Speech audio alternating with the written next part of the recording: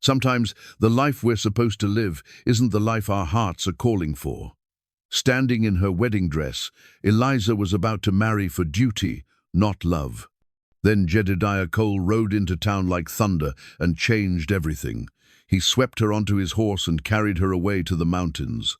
What the town called kidnapping, she called freedom. They rode through wild country, shared meals by campfires, and slept under endless stars. She discovered that the man everyone feared was the only one who truly saw her. Days turned into the best of her life. But when the posse caught up, she faced an impossible choice. Would she return to safety or stay with the man who had stolen her heart? Before we jump back in, tell us where you're tuning in from, and if this story touches you, make sure you're subscribed, because tomorrow I've saved something extra special for you. The morning sun cast long shadows across Red Bluff's main street, painting the dusty ground with patches of gold and amber. Church bells chimed their cheerful rhythm, calling the entire territory to witness what folks were already calling the wedding of the century. From her bedroom window in the grand Victorian house that overlooked the town, Eliza Thornton could see the steady stream of carriages and riders making their way toward the white-steepled church where her fate awaited. She turned from the window, her fingers trailing along the cool glass, and caught her reflection in the ornate mirror that had belonged to her grandmother. The woman staring back wore the finest wedding dress money could buy, imported French lace, seed pearls that caught the morning light, and a train that would require 3 young girls to carry it down the aisle. Yet the eyes looking back at her held no joy. Only a quiet resignation that had settled there months ago when the engagement was announced. "Miss Eliza, you look like an angel descended from heaven itself." Martha, her devoted maid who had cared for her since childhood, bustled into the room, carrying a small wooden jewelry box. "Your father said to give you this for something old." She opened the box to reveal a strand of pearls that had graced the necks of Thornton women for 3 generations. Eliza lifted the pearls, feeling their familiar weight. As Martha fastened the clasp, something crinkled beneath the velvet lining of the box, a pressed wildflower, purple and delicate, now brittle with age. Her breath caught. She remembered the day she had placed it there, 7 years ago, when the world had seemed full of endless possibilities, and her heart had belonged to someone else entirely. "Thank you, Martha." Her voice came out steadier than she felt. "Has father spoken with Reverend Mackenzie about the ceremony?" "Oh yes, child. Everything's arranged, just as proper as can be. Your father's downstairs greeting the guests, proud as a peacock. And Mr. Whitmore," Martha's voice took on that tone of forced cheerfulness that had become all too familiar. "He's waiting at the church with his family. Such a fine figure of a man, and wealthy too. You'll want for nothing." Nothing except love, Eliza thought, but she simply nodded and smoothed the silk of her skirt. Samuel Whitmore was indeed everything a father could want in a son-in-law. At 42, he owned the largest cattle ranch in 3 counties, commanded respect in business circles from Denver to San Francisco, and had enough political connections to ensure the Thornton family's continued prosperity.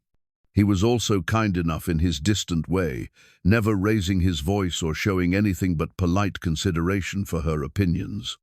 The problem wasn't what Samuel was, it was what he wasn't. He wasn't the man who had once made her laugh until her sides ached, who had taught her to read the signs of changing weather in the clouds, who had held her hand as they walked along the creek and spoke of dreams that seemed possible under the vast Montana sky. A knock at the door interrupted her thoughts. "Eliza?"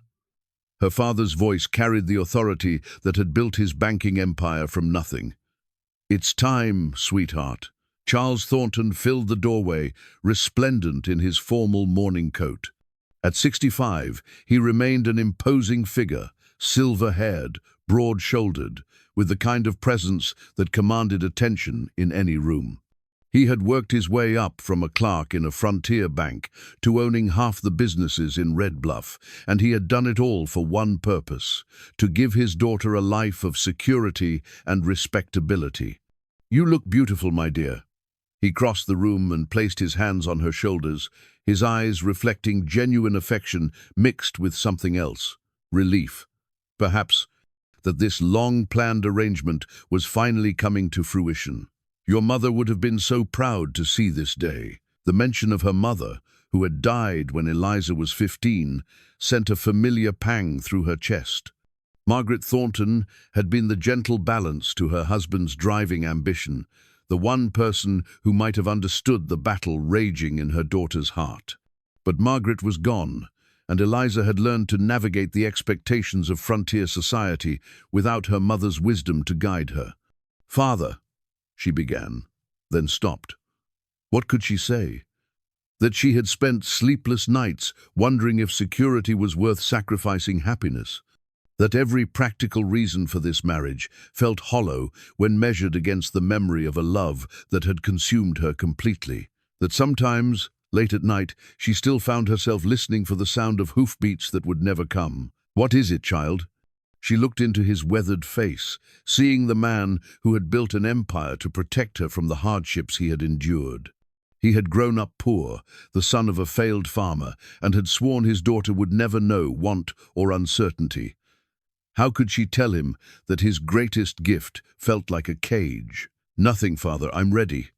But as they made their way down the grand staircase, past the oil paintings of stern-faced ancestors and the crystal chandelier that had been shipped from St. Louis, Eliza's mind drifted to another time, another place. She remembered summer evenings when she would slip away from formal dinners and social obligations to meet a young man by the creek. Jedediah Cole had been everything her father warned her against: a trapper's son with no prospects, no education, no place in polite society. But he had possessed something that all of Samuel's wealth couldn't buy: the ability to see straight into her soul. The memory came rushing back with vivid clarity. She had been 21, supposedly old enough to know better, but young enough to believe that love could conquer any obstacle.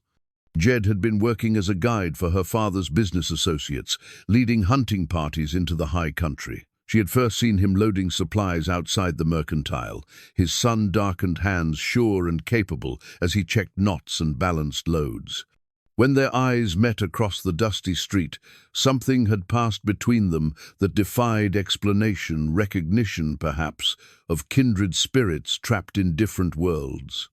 Their courtship had been conducted in secret, stolen moments when duty and propriety released their hold. He would wait for her by the old oak tree at the edge of town, and they would walk together along paths known only to wildlife and Indian hunting parties. He spoke to her about the mountains as if they were living beings, described the peace that could be found in vast silences, shared stories of a world beyond the rigid confines of Red Bluff society. "You don't belong in drawing rooms and tea parties," he had told her one evening as they sat beside the creek, watching the first stars appear. "You belong in places where you can breathe free." She had known he was right, had felt it in the way her spirit soared when they were together in the wild places. But knowing and acting were different things, and the weight of family expectations had eventually proven stronger than young love. The sound of horses and carriages in the street below brought her back to the present. Through the front windows, she could see the procession of Red Bluff's finest families making their way to the church. Mrs. Henderson from the Ladies' Auxiliary waved from her carriage, her husband tipping his hat in respectful acknowledgement. The bank's board members were there, along with the merchants who depended on Thornton financing, the ranchers who trusted Charles with their business, and the politicians who valued his support. "Quite a turnout," her father observed with satisfaction. "Samuel's family brought relatives from as far as California. This union will strengthen connections all across the territory." Connections, unions, alliances. The language of business applied to matters of the heart, reducing love to a ledger entry. Eliza felt a familiar tightness in her chest, the sensation of walls closing in that had plagued her increasingly as the wedding day approached. "The carriage is ready, miss."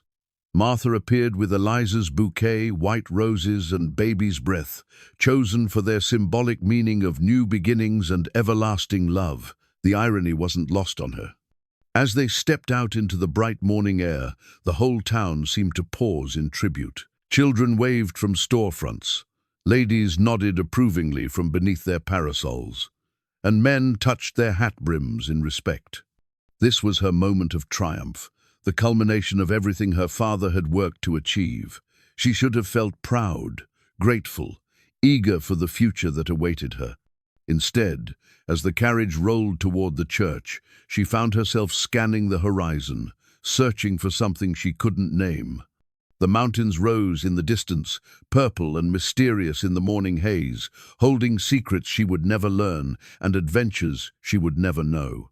Somewhere up there, in the high country beyond the reach of civilization's demands, was the life she might have lived if courage had been stronger than duty. The church bells grew louder as they approached, their joyful pealing calling her toward a future that felt as inevitable as sunset. In a few minutes, she would walk down that aisle, speak the words that would bind her to Samuel Whitmore forever, and become the woman everyone expected her to be. The dutiful daughter, the suitable wife, the pillar of respectable society. But as the carriage came to a stop and her father helped her down, adjusting the train of her dress with careful precision, Eliza couldn't shake the feeling that she was about to bury something precious, some essential part of herself that would never see daylight again.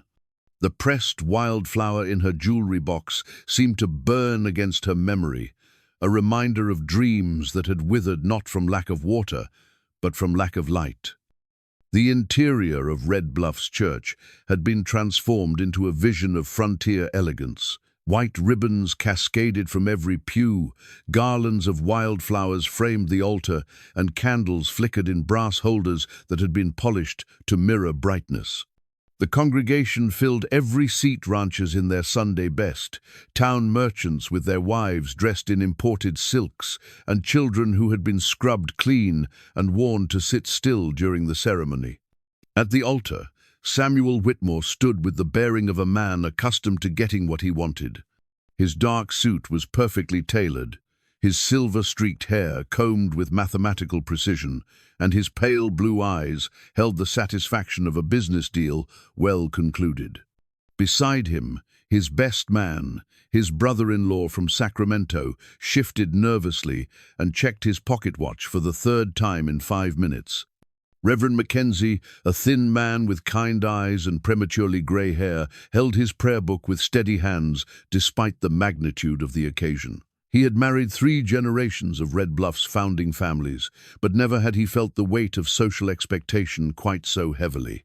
This wasn't just a wedding, it was the joining of 2 dynasties, the cementing of power structures that would shape the territory for decades to come. The church doors opened with a creak that seemed to echo through the sacred space. Charles Thornton appeared first, his chest swelled with pride as he surveyed the assembled crowd.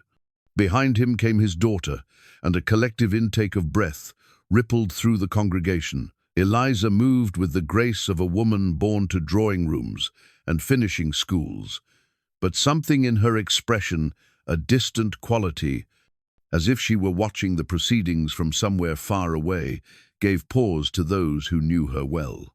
The wedding march began, played by Mrs. Cartwright on the piano that had been donated by the Ladies' Auxiliary 5 years prior. Each note seemed to hang in the air, like a question waiting for an answer. Eliza placed her hand on her father's arm and began the long walk down the aisle, her train rustling against the worn wooden floor with each measured step. Faces turned toward her, some beaming with approval, others studying her with the clinical interest of society matrons evaluating a prized possession. Mrs. Henderson nodded approvingly from the third pew. The bank president's wife dabbed at her eyes with a lace handkerchief. Young ladies who had grown up with Eliza watched with expressions that mixed admiration and envy. But Eliza saw none of them. Her gaze was fixed on some point beyond the altar, beyond the stained glass windows, beyond the walls of the church itself. With each step, She felt herself moving further away from something essential, not toward a new life, but away from the life that might have been.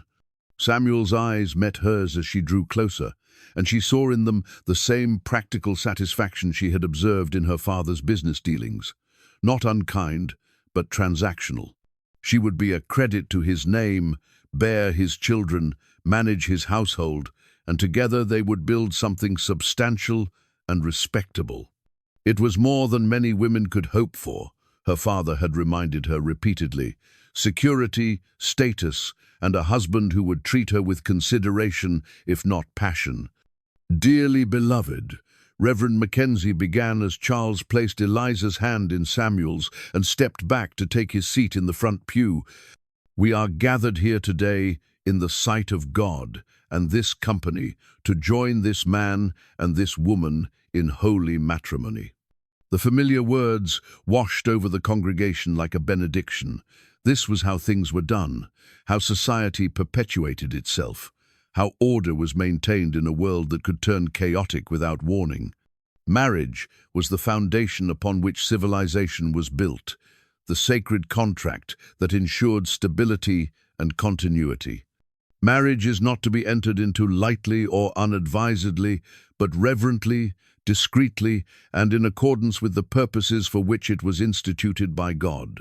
Eliza's mind began to drift as the Reverend continued with the ceremonial language. Through the window to her left, she could see a slice of the mountains, their peaks still touched with snow, despite the warmth of the late spring day. Somewhere up there, eagles soared on thermals that lifted them above the concerns of earthbound creatures. Somewhere up there was a world where hearts could follow their own compass, without regard for social expectations or family obligations. If any person present knows of any lawful impediment why these two should not be joined in matrimony, let them speak now or forever hold their peace. The question hung in the air like morning mist, and for a moment that seemed to stretch toward eternity, the only sound was the whisper of wind through the open church doors. It was a formality. Of course, who would dare interrupt the wedding of the century? Who would risk the wrath of Charles Thornton and Samuel Whitmore by suggesting that this union should not proceed?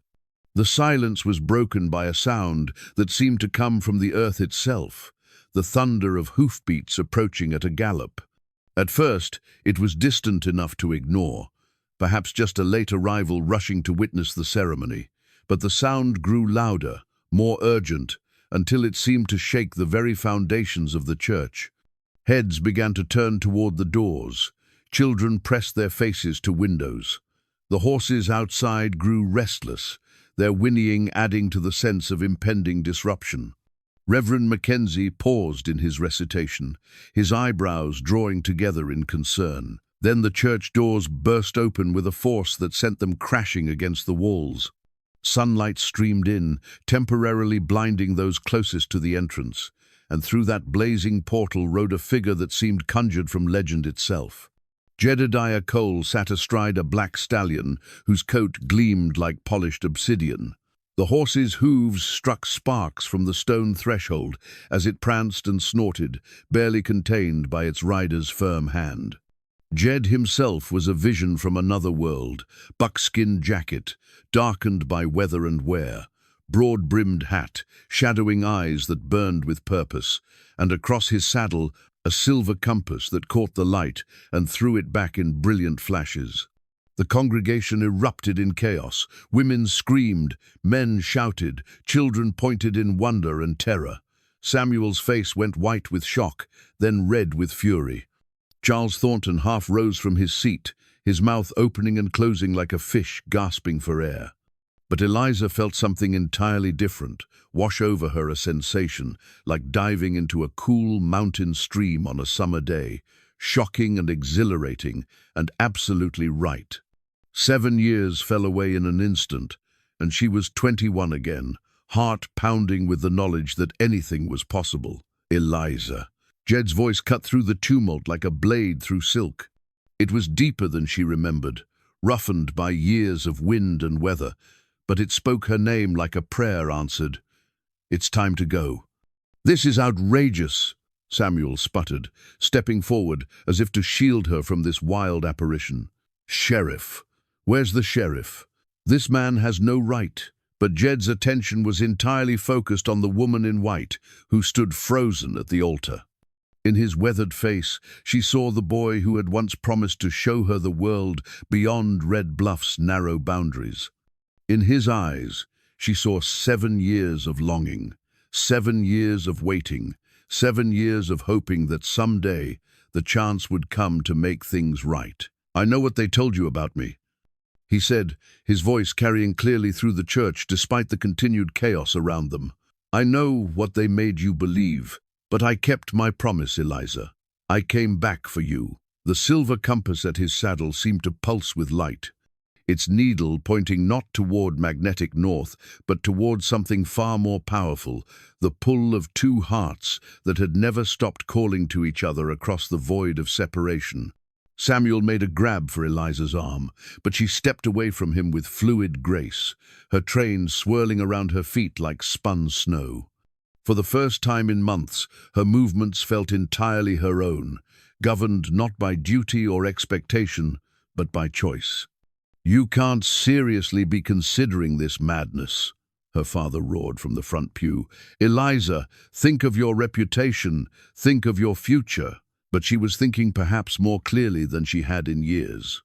The pressed wildflower in her jewelry box, the dreams she had buried beneath layers of propriety, the part of herself she had nearly surrendered forever, all of it came rushing back in a torrent of recognition.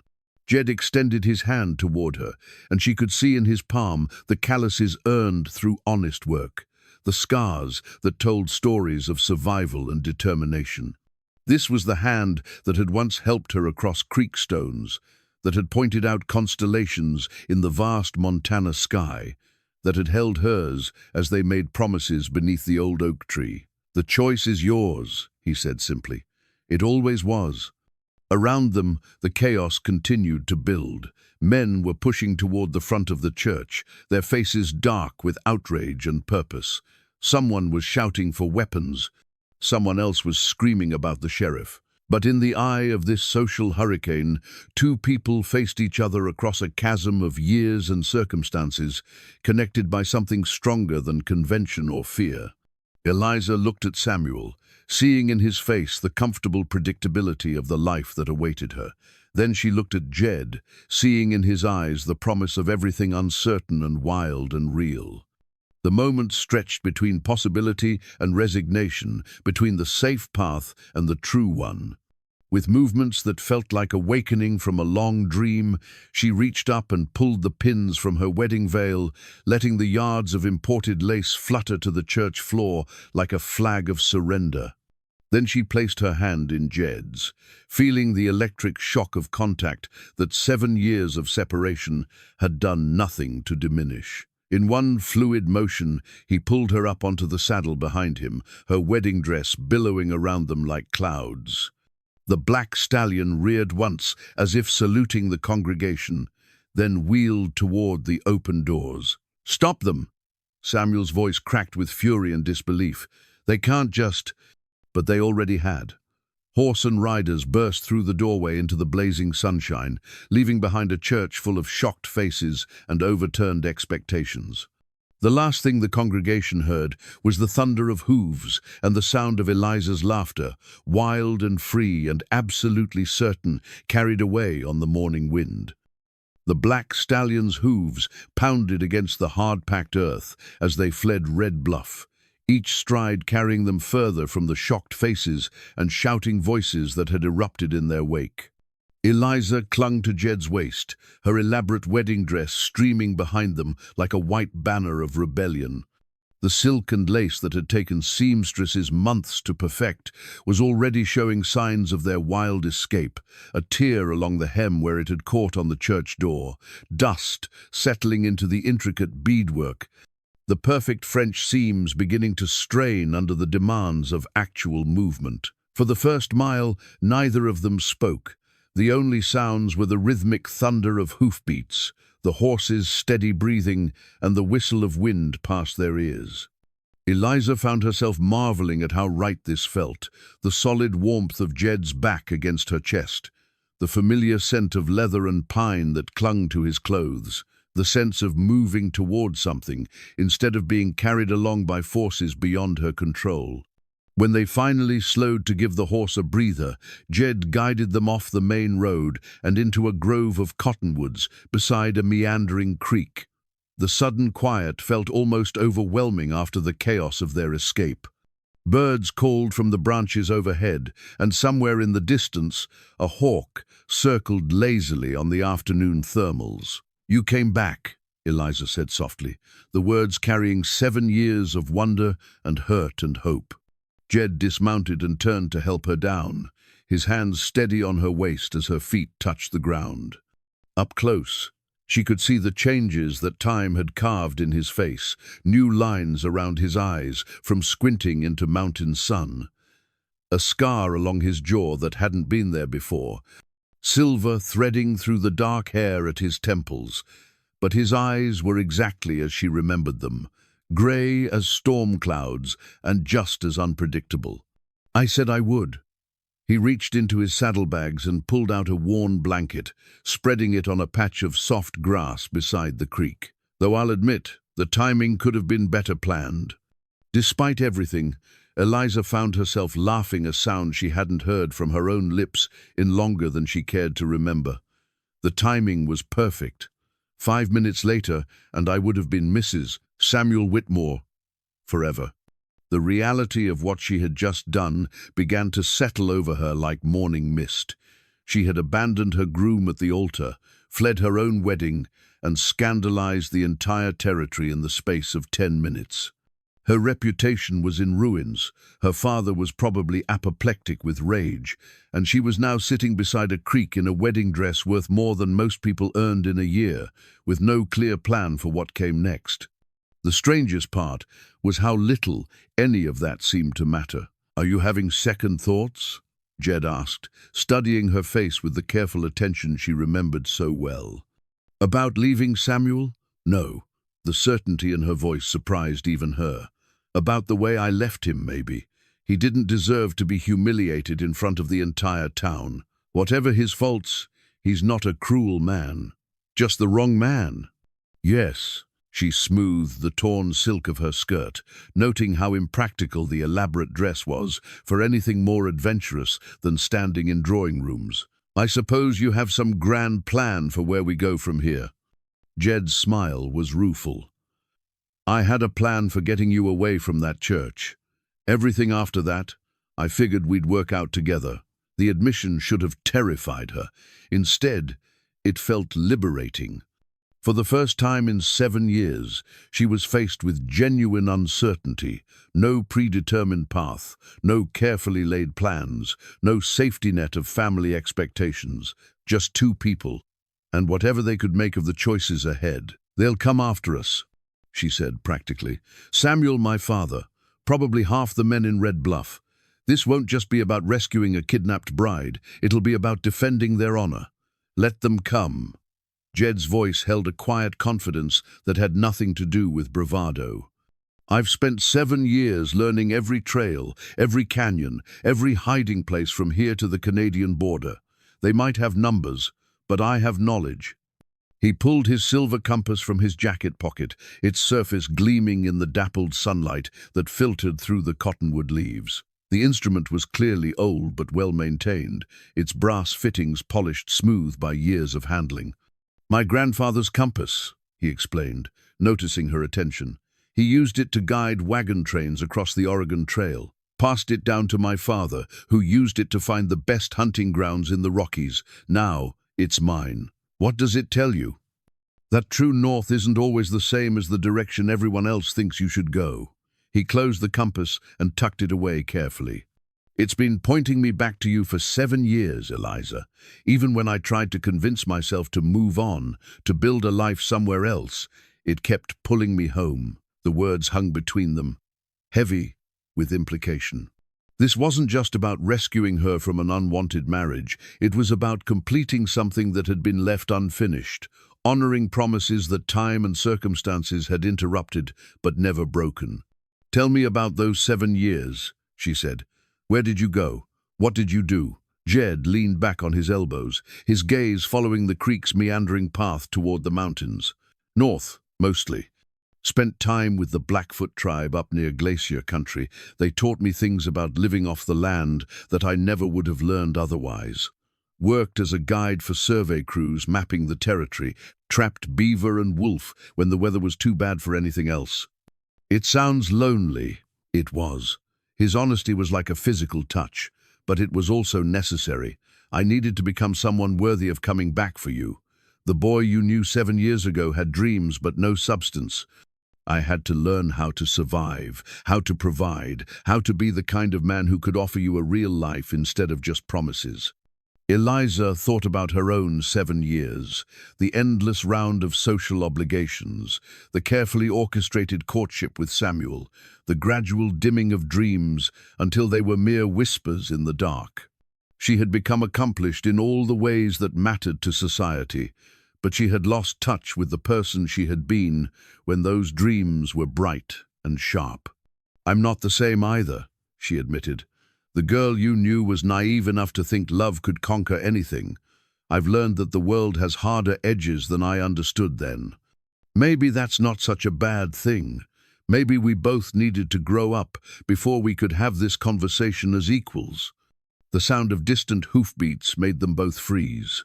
Still far off, but getting closer, the organized rhythm of multiple horses moving at a steady pace. The posse was already forming, already following their trail. Jed was on his feet instantly, moving with the fluid efficiency of someone accustomed to thinking quickly under pressure. "We need to move. There's a place I know about 10 miles from here, a box canyon with a hidden entrance. We can lose them there and plan our next move." As he helped her back onto the horse, Eliza caught sight of herself in the creek's still water. The perfect wedding coiffure had come undone, her hair now flowing loose around her shoulders. The pristine white dress was stained with dust and grass, the elaborate train torn in several places. She looked like what she was, a woman who had chosen disruption over safety, adventure over security.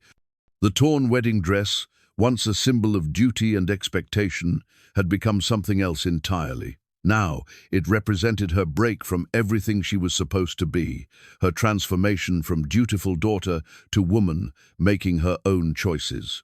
The expensive silk that had been crafted to display her value in the marriage market was now just fabric, practical or impractical, based on its usefulness for the journey ahead. "No regrets?" Jed asked, as they prepared to ride deeper into the wilderness. Eliza looked back toward Red Bluff, now just a smudge of dust and buildings on the horizon. Somewhere back there, her father was probably pacing his study in impotent fury. Samuel was likely drowning his humiliation in whiskey while planning his revenge. The congregation was probably still debating what they had witnessed and what it meant for the social order they had worked so hard to maintain. "None," she said, and meant it. "For the first time in 7 years, I feel like I'm exactly where I'm supposed to be." The stallion sprang forward at Jed's signal, carrying them away from the world of responsibilities and expectations, and toward something unknown but chosen. Behind them, the sounds of pursuit grew closer. But ahead lay the vast wilderness of the Montana Territory, a place where compass directions mattered more than social conventions, where survival depended on skills rather than status, and where two people could discover what they were truly capable of when freed from the expectations of others. As they rode toward the mountains, Eliza found herself thinking not about what she was leaving behind, but about what lay ahead. The torn silk of her wedding dress fluttered in the wind like a flag of independence, marking not an ending, but a beginning. The hidden canyon that Jed had promised proved to be everything he had described, a narrow cleft in the red sandstone cliffs that could only be entered through a gap barely wide enough for a horse and rider. Once inside, the walls opened up to reveal a sheltered valley with a small spring and enough grass to keep their horse content. Ancient petroglyphs decorated the smooth stone faces, suggesting that others had found refuge here long before them. As the sun began its descent toward the western peaks, they made camp beside the spring. Jed moved with the practiced efficiency of someone accustomed to making himself comfortable in the wilderness, while Eliza found herself acutely aware of how helpless her expensive education had left her in practical matters. She could recite poetry in 3 languages, play complex pieces on the piano, and navigate the intricate social protocols of frontier society. But she had no idea how to build a fire or prepare a meal from the supplies in Jed's saddlebags. "I feel utterly useless," she confessed, as she watched him arrange kindling with careful precision. The admission stung, but it was honest. "You're not useless, you're inexperienced. There's a difference." Jed struck flint to steel, coaxing sparks into the dry tinder. "Besides, usefulness isn't just about wilderness skills. You convinced an entire congregation to let us ride away without shooting me on sight. That took considerable presence of mind. They were too shocked to react properly. Give them time to organize, and they'll be considerably more dangerous." The fire caught, flames dancing up from the carefully constructed pile of sticks and dried grass. Jed sat back on his heels, satisfied with his work, then reached for his saddlebags. From inside, he pulled out a worn leather journal, its covers darkened by years of handling and weather. "What's that?" Eliza asked, settling herself on a smooth boulder beside the growing fire. "Thoughts, mostly. Sketches of places I've been, maps of useful trails, notes about weather patterns." He hesitated, then opened the journal to a page near the middle. "And some things I probably should have said 7 years ago. And could—" The page was covered with his careful handwriting, but what caught Eliza's attention were the margins, filled with detailed sketches of a woman's face, her face captured from memory with an artist's attention to detail. There she was in profile, laughing at something beyond the paper's edge. There she was, looking thoughtful, her chin resting on her hand. There she was sleeping, peaceful and unguarded. "You drew these from memory. I was afraid I'd forget." His voice was quiet, almost ashamed, afraid that time would blur the details until you became just another pleasant memory instead of what? Instead of the thing that made everything else feel like waiting. The words hit her like a physical force, stealing her breath with their simple honesty. She turned the pages carefully, finding more sketches interspersed with maps and notes about hunting seasons.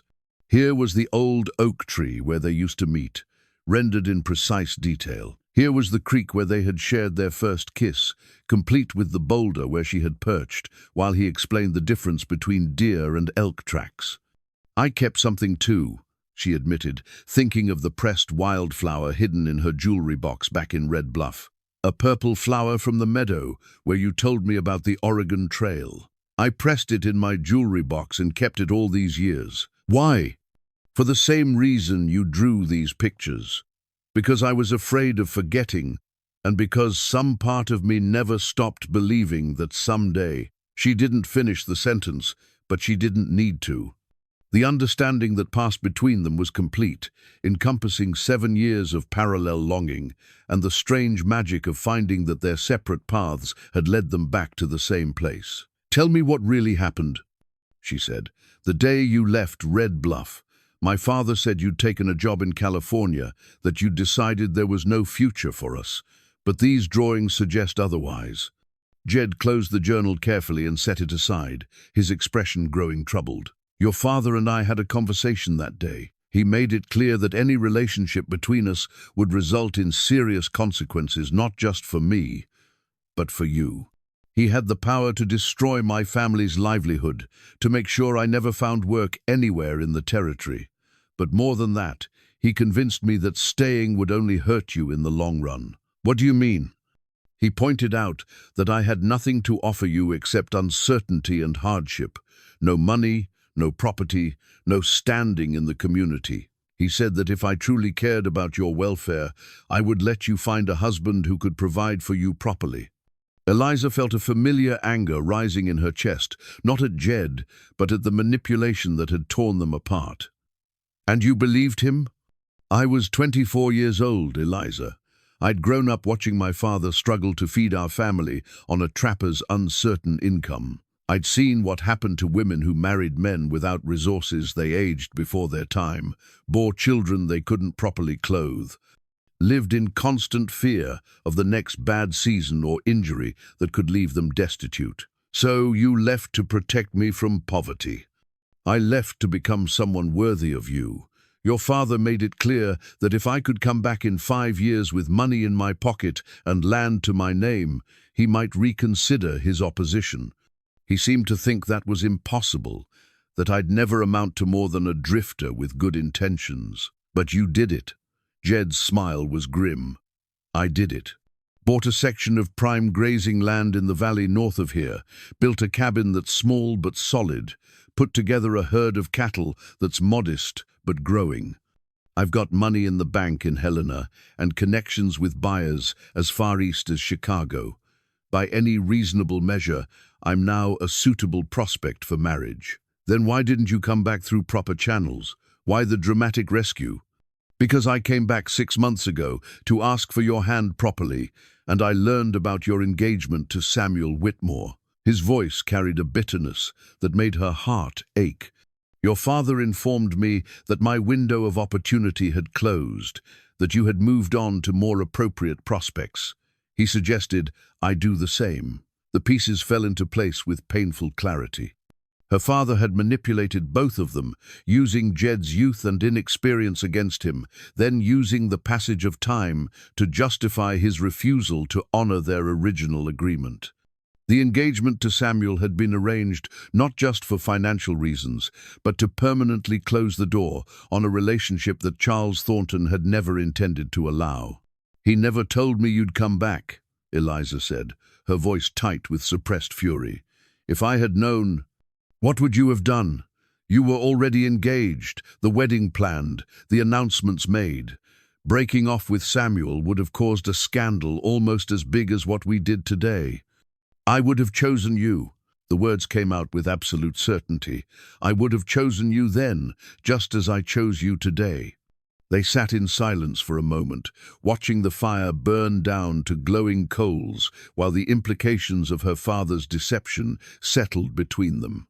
In the distance, they could hear the faint sounds of horses moving through the canyon country, their pursuers still searching, but not yet close enough to pose immediate danger.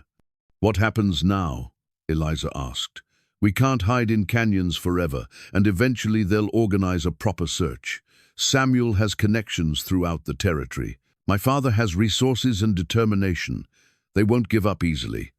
No, they won't. Jed poked at the fire with a stick, sending sparks spiraling up into the darkening sky. But I've got advantages they don't expect.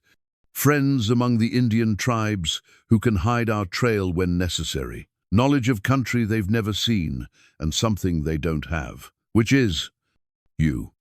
He looked at her directly, his grey eyes reflecting the firelight. They're chasing what they think. You are a helpless society lady who needs to be rescued from her own poor judgment. They don't understand that you're here because you chose to be here. Eliza thought about that, examining the truth of it. For 7 years, she had been what others expected her to be, the dutiful daughter, the accomplished young lady, the suitable bride. But sitting here beside a campfire in the wilderness, wearing a torn wedding dress and planning an uncertain future with a man who had spent years earning the right to love her, she felt more like herself than she had since she was 21. Teach me, she said suddenly. Teach you what? Everything. How to build fires, how to cook over open flames, how to read weather signs and animal tracks. How to survive in places where social accomplishments don't matter. She gestured at her elaborate dress, now hopelessly stained and torn. I can't spend the rest of my life being a burden. If we're going to make this work, I need to become someone who can pull her own weight. Jed's expression shifted from surprise to something deeper respect, perhaps, mixed with the kind of admiration that had nothing to do with social position or inherited advantages. It won't be easy, he warned. The kind of life I'm offering you is harder than anything you've known. Winters in the high country can be brutal.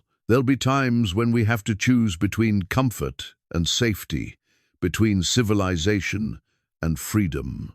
I understand, and surprisingly, she did. The choice she had made wasn't just about choosing love over security, it was about choosing authenticity over expectation, growth over stagnation, partnership over dependence. As if to seal their bargain, Jed reached for his journal again and tore out one of the sketches, the one of her laughing, caught in a moment of pure joy that she barely remembered feeling. He handed it to her, and she studied the image of a woman who looked both familiar and strange, someone she had once been and might be again. "Keep it," he said, "to remind you of who you are when the world tries to convince you to be someone else." The sound of distant gunshots echoed off the canyon walls.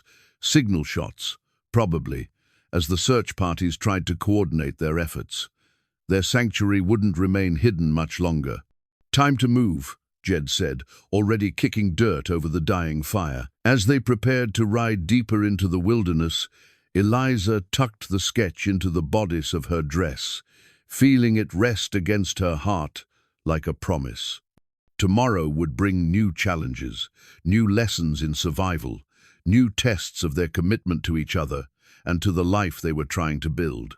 But tonight, under a canopy of stars that seemed close enough to touch, she felt something she hadn't experienced in 7 years, hope that was entirely her own, earned through choice rather than granted through circumstance. The torn wedding dress that had marked her transformation was no longer white, it was the color of adventure, stained with dust and smoke, and the honest sweat of making real decisions. And that, she thought, as they rode out of the hidden canyon and into the unknown, was exactly how it should be. 3 days into their flight from Red Bluff, they encountered their first real test when they came upon a family of travelers whose wagon had thrown a wheel on the rocky trail that wound through Devil's Canyon. The man, middle-aged, with the weathered look of someone who had spent years fighting the frontier for his living, was struggling to jack up the heavy wagon while his wife attempted to keep their 3 young children calm and out of way. Jed's first instinct was clearly to ride around the obstacle and avoid any contact that might lead to their identification. But Eliza touched his arm gently, and something in her expression made him pull up short. "We can't just leave them," she said quietly. "That wheel isn't going to fix itself, and they're hours from the nearest settlement. Eliza, if they recognize you, then we'll deal with that when it happens." She was already dismounting before he could protest further. "Some things matter more than our safety." The family's name was Patterson, and they were heading west from Kansas, with dreams of starting fresh in the Oregon Territory. Tom Patterson had the calloused hands of a farmer and the stubborn jaw of a man who had never backed down from hard work. His wife, Sarah, possessed the kind of quiet strength that Eliza recognized from her own mother, the ability to hold a family together through sheer force of will and boundless love. "Ma'am, you shouldn't trouble yourself," Tom protested as Eliza knelt beside Sarah to help comfort the youngest child, a girl of perhaps 4 who had scraped her knee when the wagon lurched. "We'll manage well enough." But Eliza was already tearing strips from her petticoat to clean the child's wound, her hands moving with surprising competence. The past 3 days with Jed had awakened skills she hadn't known. She possessed practical knowledge that her expensive education had never included, but that seemed to emerge naturally when necessity demanded it. "What's your name, sweetheart?" she asked the little girl, whose tears had stopped as soon as a grown-up paid attention to her distress. "Mary," the child whispered, then added with the brutal honesty of the very young, "You're the prettiest lady I ever saw, but your dress is all dirty." Eliza laughed, a sound that had been coming more easily with each day away from Red Bluff. "That's because I've been having adventures, Mary. Sometimes adventures are messy." While she tended to the children, Jed and Tom worked together to repair the wagon wheel, a process that required both mechanical skill and considerable strength. Watching them collaborate, Eliza was struck by how naturally Jed fit into the role of helper and protector, how his years in the wilderness had taught him not just survival, but genuine care for others in need.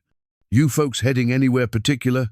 Tom asked, as they wrestled the repaired wheel back into position. His tone was casual, but Eliza caught the undertone of curiosity that made her pulse quicken. "North," Jed replied non-committally. "Got some business in the mining country." Sarah Patterson, however, was studying Eliza with the sharp eyes of a woman who had raised 3 children and could spot trouble from considerable distance. "That's quite a dress for traveling rough country," she observed. "Looks like it might have been made for something special." The moment stretched taut as Eliza felt the weight of discovery pressing down on them. Her torn wedding dress was distinctive enough that anyone with a passing familiarity with fine clothing would recognize it for what it was. And if the Patterson family had passed through Red Bluff recently, they might even have heard about the scandal that had rocked the territory 3 days prior. "It was my mother's," Eliza said, surprised by how easily the lie came to her lips. "She always said that life's too short to save your best dress for special occasions, so I wear it when I travel," in her memory. The explanation seemed to satisfy Sarah, whose expression softened with sympathy. But as they prepared to part ways, Tom Patterson pulled a newspaper from his wagon and offered it to Jed. "Week-old paper from Red Bluff," he said. "Figured you might like to catch up on the news from civilization." Eliza's blood turned to ice as she saw the headline blazed across the front page: "Local Heiress Kidnapped from Own Wedding." Below, it was a detailed account of the events at the church, complete with a description of the desperado who had perpetrated the crime and a substantial reward offered for information leading to their capture. "Terrible thing," Tom continued, apparently unaware of the bombshell he had just delivered. "Can't imagine what kind of man would steal a woman from her own wedding. Must be some kind of savage." "Terrible indeed," Jed agreed, his voice steady despite the tension that had suddenly gripped them both. "The world's full of dangerous people these days." They said their goodbyes with careful politeness, but Eliza could feel Sarah Patterson's eyes following them as they rode away. The woman was no fool, and the coincidence of encountering well-dressed travelers in the wilderness so soon after reading about a kidnapping would not escape her notice for long. "How long do you think we have before they put it together?" Eliza asked once they were out of earshot. "Not long." Tom seemed genuinely oblivious, but his wife is sharp. "She'll be studying that newspaper again tonight, and by morning she'll have figured out who we really are. Will they turn us in?" Jed considered the question as they guided their horse up a steep switchback that led deeper into the mountains. "Hard to say. Tom strikes me as the kind of man who minds his own business unless directly threatened. But the reward money would go a long way toward financing their new start in Oregon." The newspaper had contained other troubling information as well. Samuel Whitmore had put up $500 of his own money, a fortune by frontier standards, for their capture.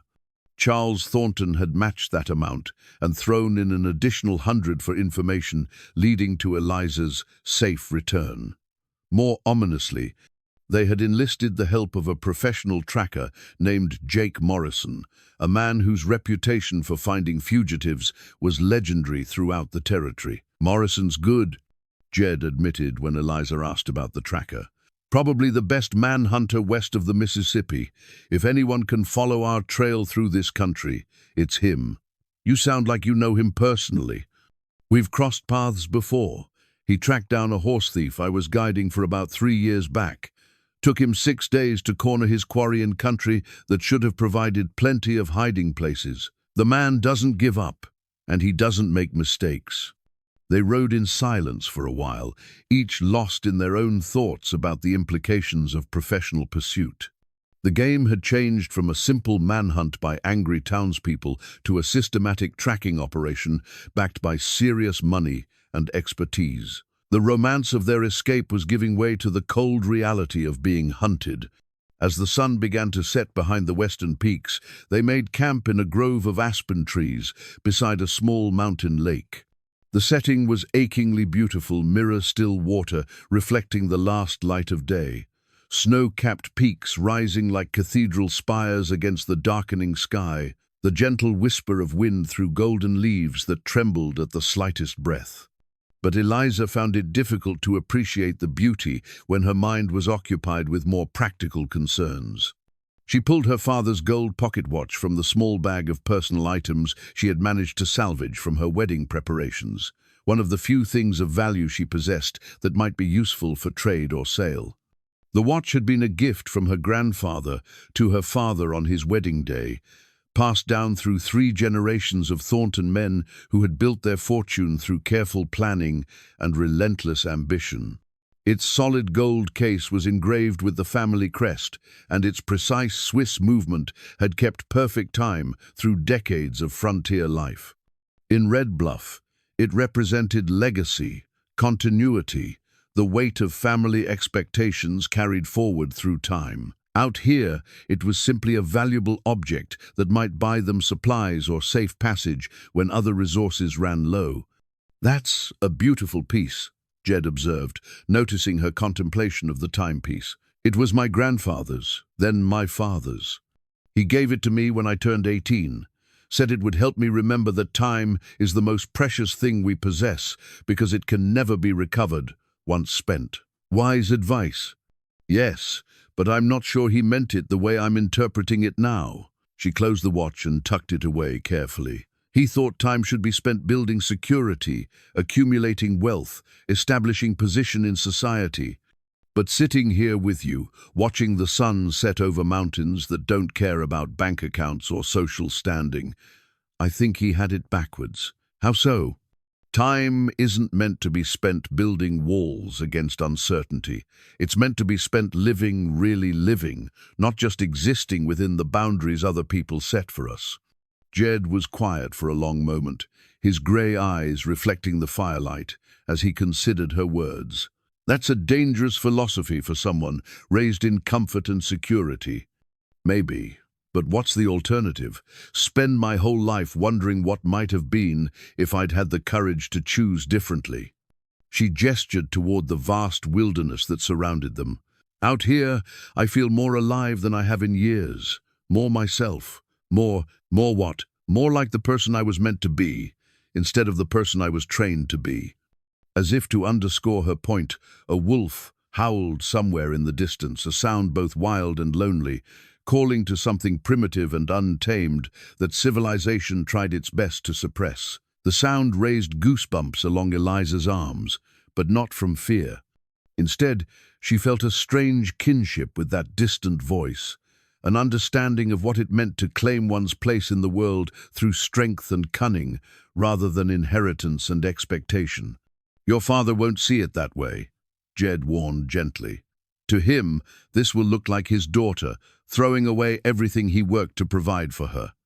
I know, and I'm sorry for that, sorrier than you can imagine, but I can't live his dreams, Jed. I tried for 7 years, and it nearly killed everything real inside me." The gold pocket watch seemed to grow heavier in her pocket as she spoke, weighted not just with precious metal, but with the expectations of generations. Tomorrow, they would need to make hard decisions about their route, their destination, their strategy for staying ahead of professional trackers.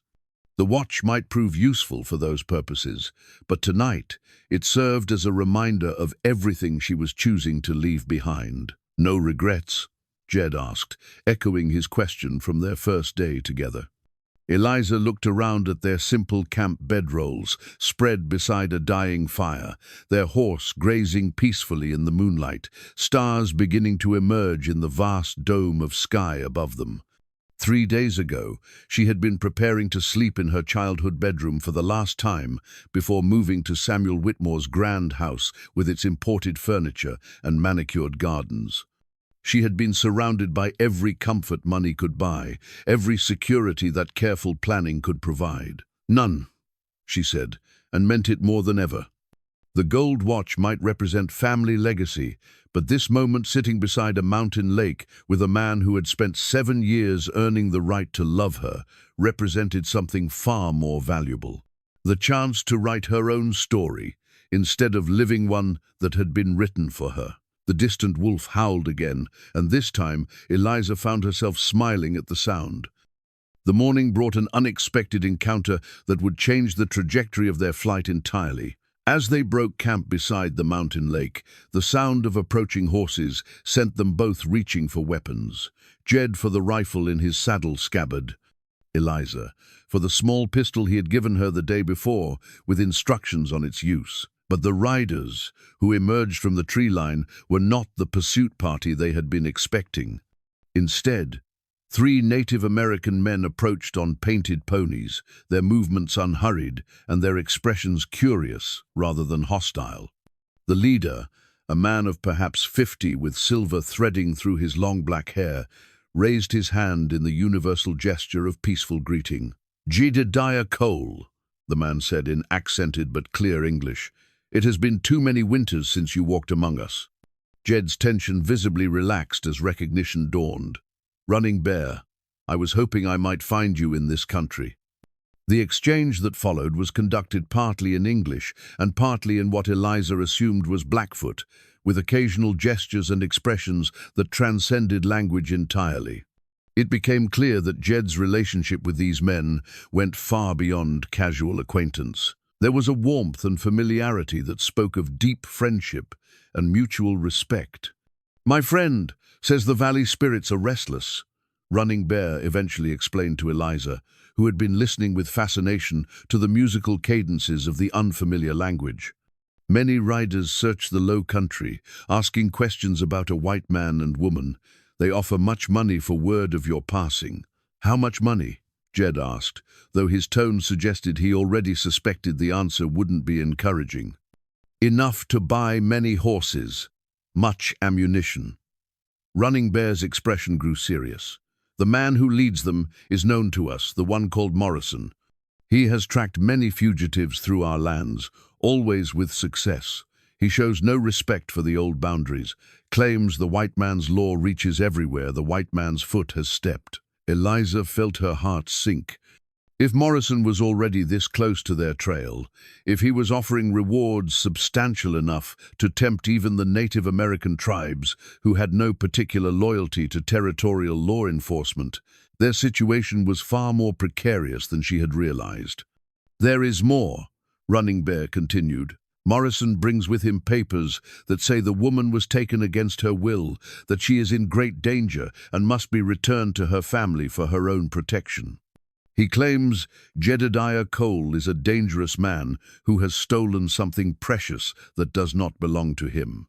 The characterization stung, not because it was inaccurate from a legal standpoint. She had, after all, been technically kidnapped from her own wedding, but because it reduced her choice to mere victimhood, as if her own will in the matter was irrelevant.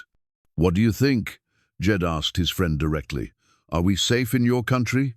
Running Bear was quiet for a long moment, his dark eyes studying both of them, with the careful assessment of a man accustomed to making life-and-death decisions based on incomplete information. Finally, he turned to Eliza. "The papers say you were taken against your will. Is this truth?" The question hung in the morning air like smoke from their dying campfire. Eliza realized that her answer would determine not just their immediate safety, but the nature of their relationship with people who might prove to be their only allies in the vast wilderness. "No," she said clearly. "I chose to leave. Jed gave me the opportunity to escape a life that was killing my spirit, but the choice was mine." Running Bear nodded slowly, as if her answer confirmed something he had already suspected. The spirit spoke truly.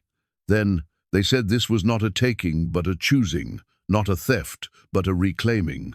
He reached into a leather pouch at his waist and withdrew something that made Eliza's breath catch, a carved stone pipe, its bowl shaped like an eagle's head and its stem decorated with intricate beadwork.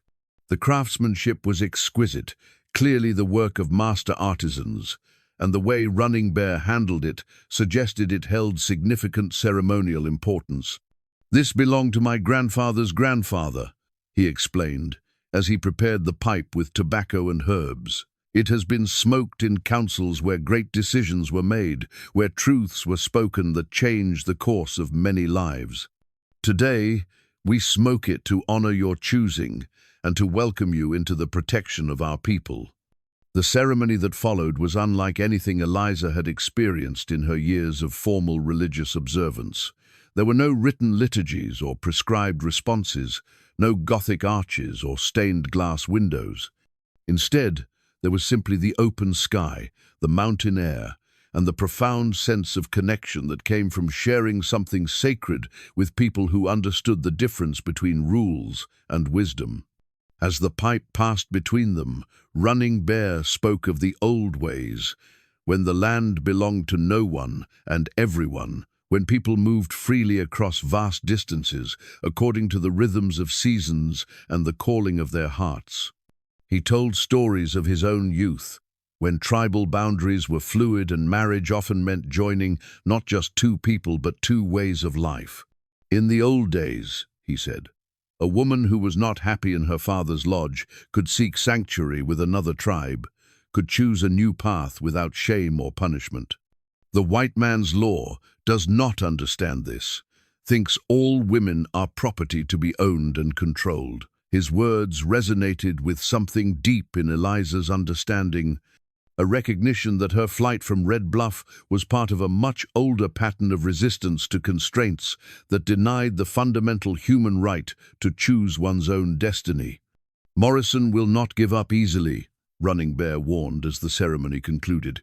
"He has great skill and much determination, but he does not know all the paths through this country, and he does not understand the ways of people who value choosing over owning."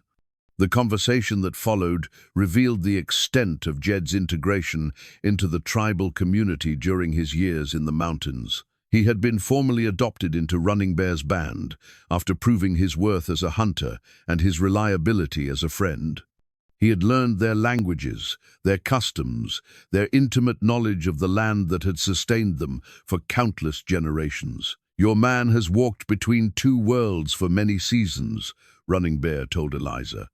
"He has white skin but an Indian heart, understands both the white man's need for ownership and the red man's wisdom of belonging. This makes him valuable but also dangerous to those who think all people must choose only one way of living." As they prepared to part ways, Running Bear offered them something more precious than gold: safe passage through tribal lands and a network of allies who could help them disappear completely if necessary. But the gift came with a price. They would need to abandon entirely the world they had known and commit themselves to a life that existed in the spaces between cultures, in the vast territories that no government had yet claimed or mapped. "There is a place," he explained, 3 days' ride north and west, where a valley opens that is known only to our people. Good water, sweet grass, game enough to sustain a small band through the hardest winters. You could build a life there that no white man's law could touch, raise children who would know both worlds but belong fully to neither. The offer was tempting beyond words, a chance to escape permanently from the complications of their situation, to create something entirely new in a place where their past would be irrelevant. But Eliza found herself hesitating, not from fear of the unknown, but from a growing understanding that running away permanently might not be the answer she was seeking. "What about the people we left behind?" she asked.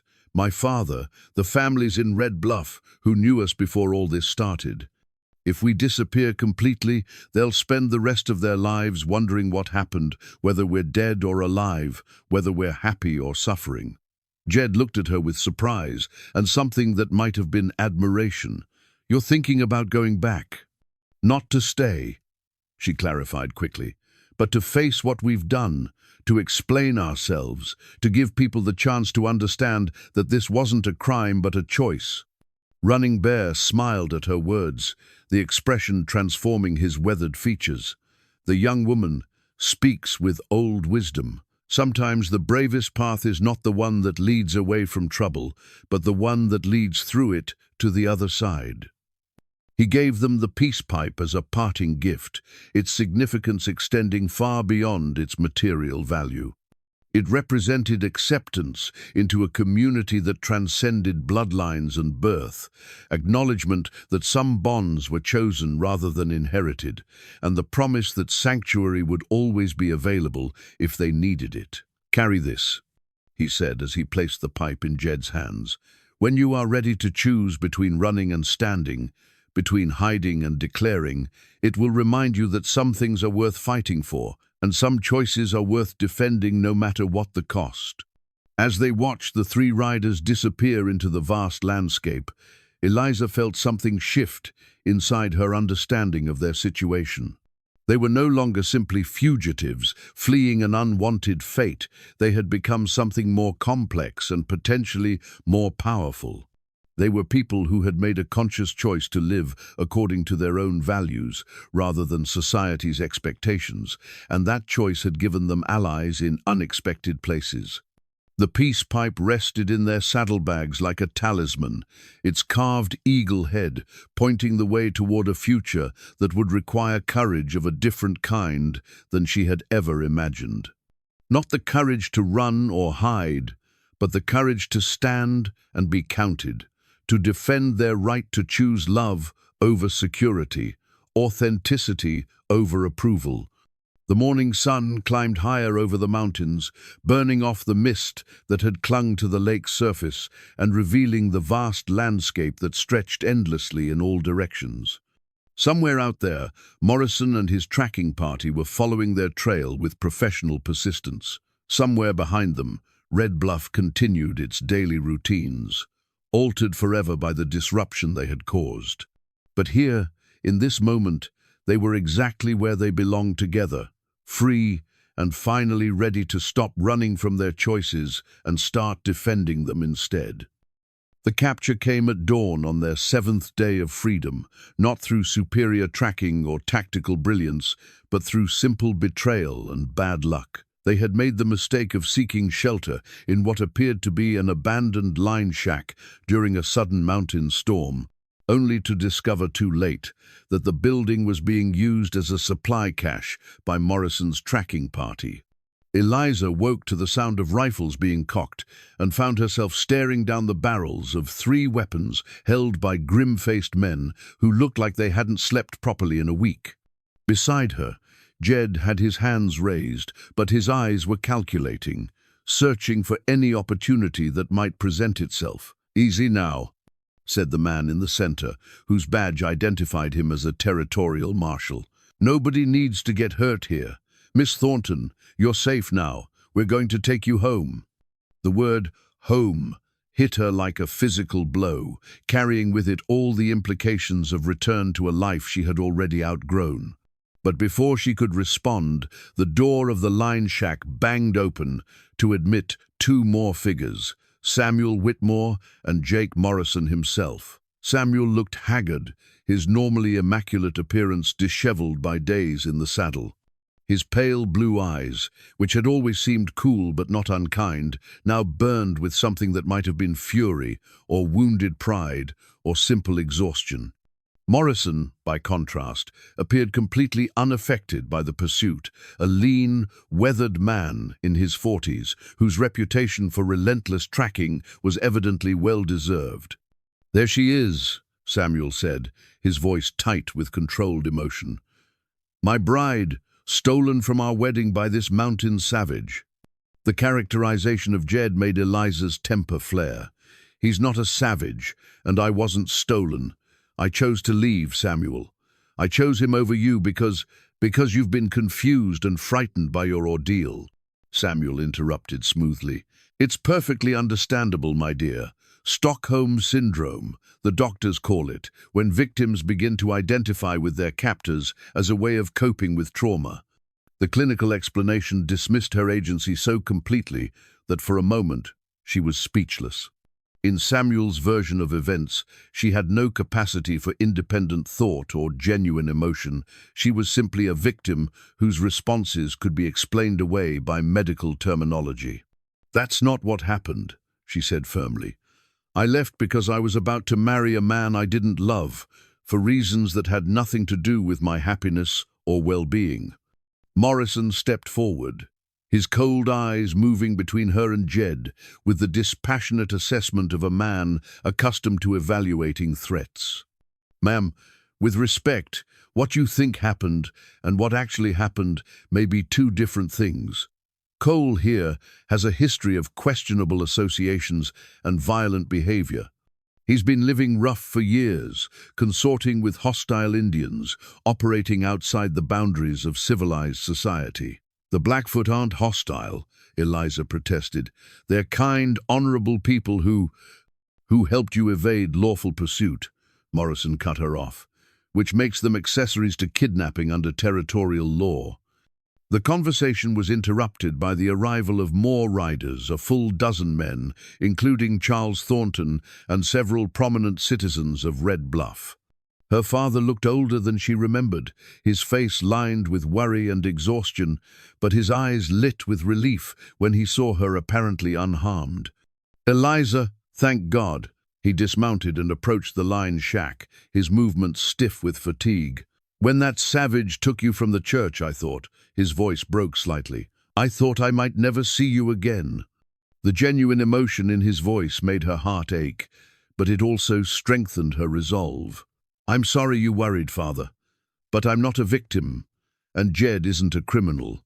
We're two people who love each other and who were prevented from being together by circumstances we couldn't control." "Love?" Samuel's voice carried a bitter edge. "You think this is about love?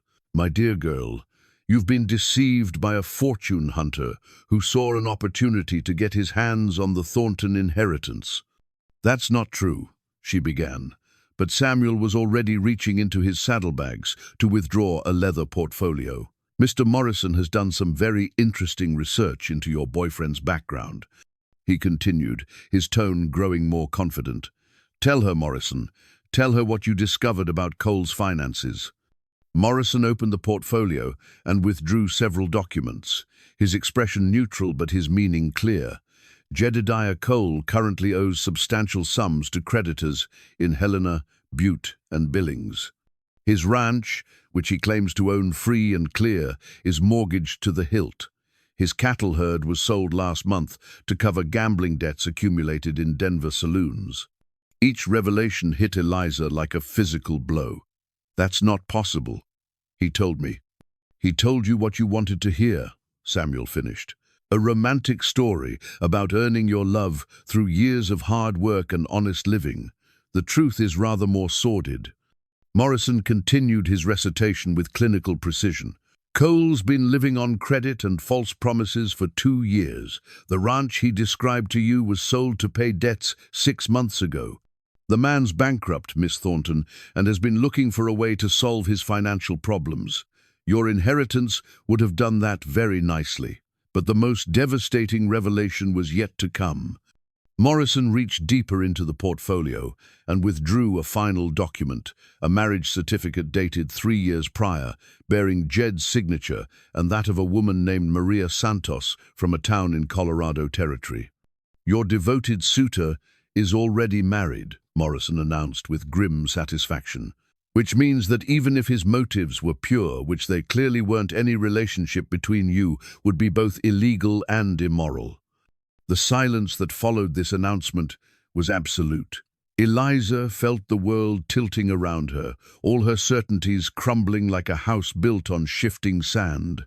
She turned to look at Jed, searching his face for some explanation, some denial that would make sense of the contradiction between the man she thought she knew and the evidence being presented against him. But Jed's expression was unreadable, his grey eyes giving nothing away. He didn't deny the charges, didn't protest his innocence, didn't offer any of the explanations she desperately needed to hear. "Is it true?" she whispered. For a long moment, he said nothing. Then, with a voice so quiet she had to strain to hear it, he spoke a single word.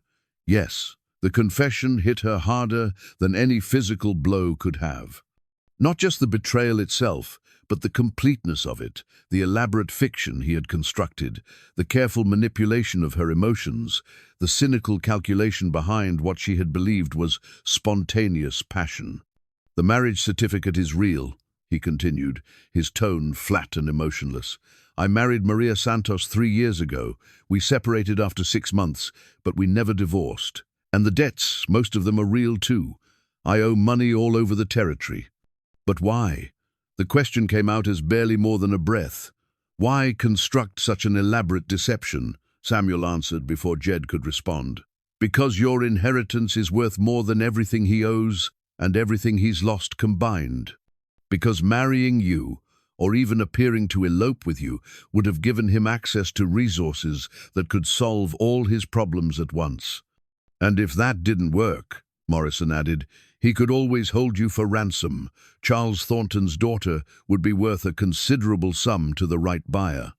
The implications of this statement made Eliza's blood run cold. Not just betrayal, but the possibility that she had been nothing more than merchandise to be stolen and sold. The romance, the passion, the carefully crafted story of eternal love, all of it, a performance designed to manipulate her into compliance. Charles Thornton stepped forward, his face a mixture of relief and fury. "Thank God we found you before this went any further. Samuel is willing to overlook this entire unfortunate incident, to proceed with the wedding as if nothing happened. Your reputation can be salvaged if we act quickly." "My reputation?" Eliza's voice sounded strange in her own ears, hollow and distant. "The story we'll tell is that you were kidnapped and held against your will, that you escaped at the first opportunity and made your way back to civilization. A few weeks of recovery from your ordeal, a quiet wedding ceremony, and this whole nightmare can be put behind us." The neat solution wrapped around her like a shroud. Her choices, her agency, her very capacity for independent thought, all of it erased by a narrative that reduced her to a passive victim rescued by the men who knew what was best for her. But even as the walls of her old life began to close around her again, even as the evidence of Jed's betrayal burned like acid in her chest, something inside her rebelled against the tidy resolution being offered. "No," she said quietly. "What?" Her father's eyebrows drew together in confusion. "No," she repeated, louder this time. "I won't pretend this didn't happen. I won't go back to Red Bluff and marry Samuel and live the rest of my life wondering what might have been if I'd had the courage to choose differently." "Eliza, you're in shock," Samuel said with practiced patience. "You're not thinking clearly. Once you've had time to process what this man did to you, what this man did to me was show me that there was another way to live." The words came out with more force than she had intended, carrying 7 days of accumulated certainty. "Yes, he lied to me about his circumstances. Yes, he deceived me about his marriage. But he didn't deceive me about the most important thing, which was," Morrison's voice carried professional skepticism, "that I was dying inside that life in Red Bluff. That I was becoming someone I didn't recognize, someone who went through the motions of living without ever feeling fully alive." She looked directly at her father as she spoke. He may have lied about everything else, but he told the truth about that. The forged documents that Morrison had produced with such theatrical timing, the falsified financial records, the conveniently discovered marriage certificate, the carefully constructed narrative of deception and greed had served their purpose perfectly. They had shattered her faith in Jed completely, destroyed any possibility of romantic reconciliation. But they had also done something their creators hadn't intended. They had forced her to confront the real question at the heart of her situation. Was her choice to leave Red Bluff valid only if Jed turned out to be the perfect romantic hero she had imagined him to be? Or was it valid simply because it was her choice, made by someone capable of determining her own fate? "I want to go home," she said finally. Relief flooded the faces of the men surrounding her. Her father stepped forward with his arms outstretched, ready to embrace his wayward daughter and begin the process of damage control that would restore their family's reputation. "But," she continued, stepping back from his embrace, "I want to go home to face the consequences of my choices, not to pretend they never happened.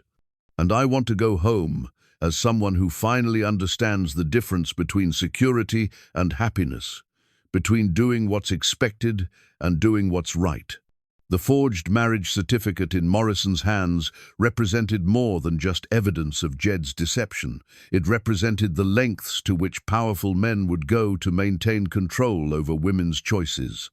The elaborate fiction they had constructed to discredit him revealed more about their own desperation than about his guilt. But that was a realization that would have to wait for another day, another conversation, another reckoning with the forces that had shaped her life from birth.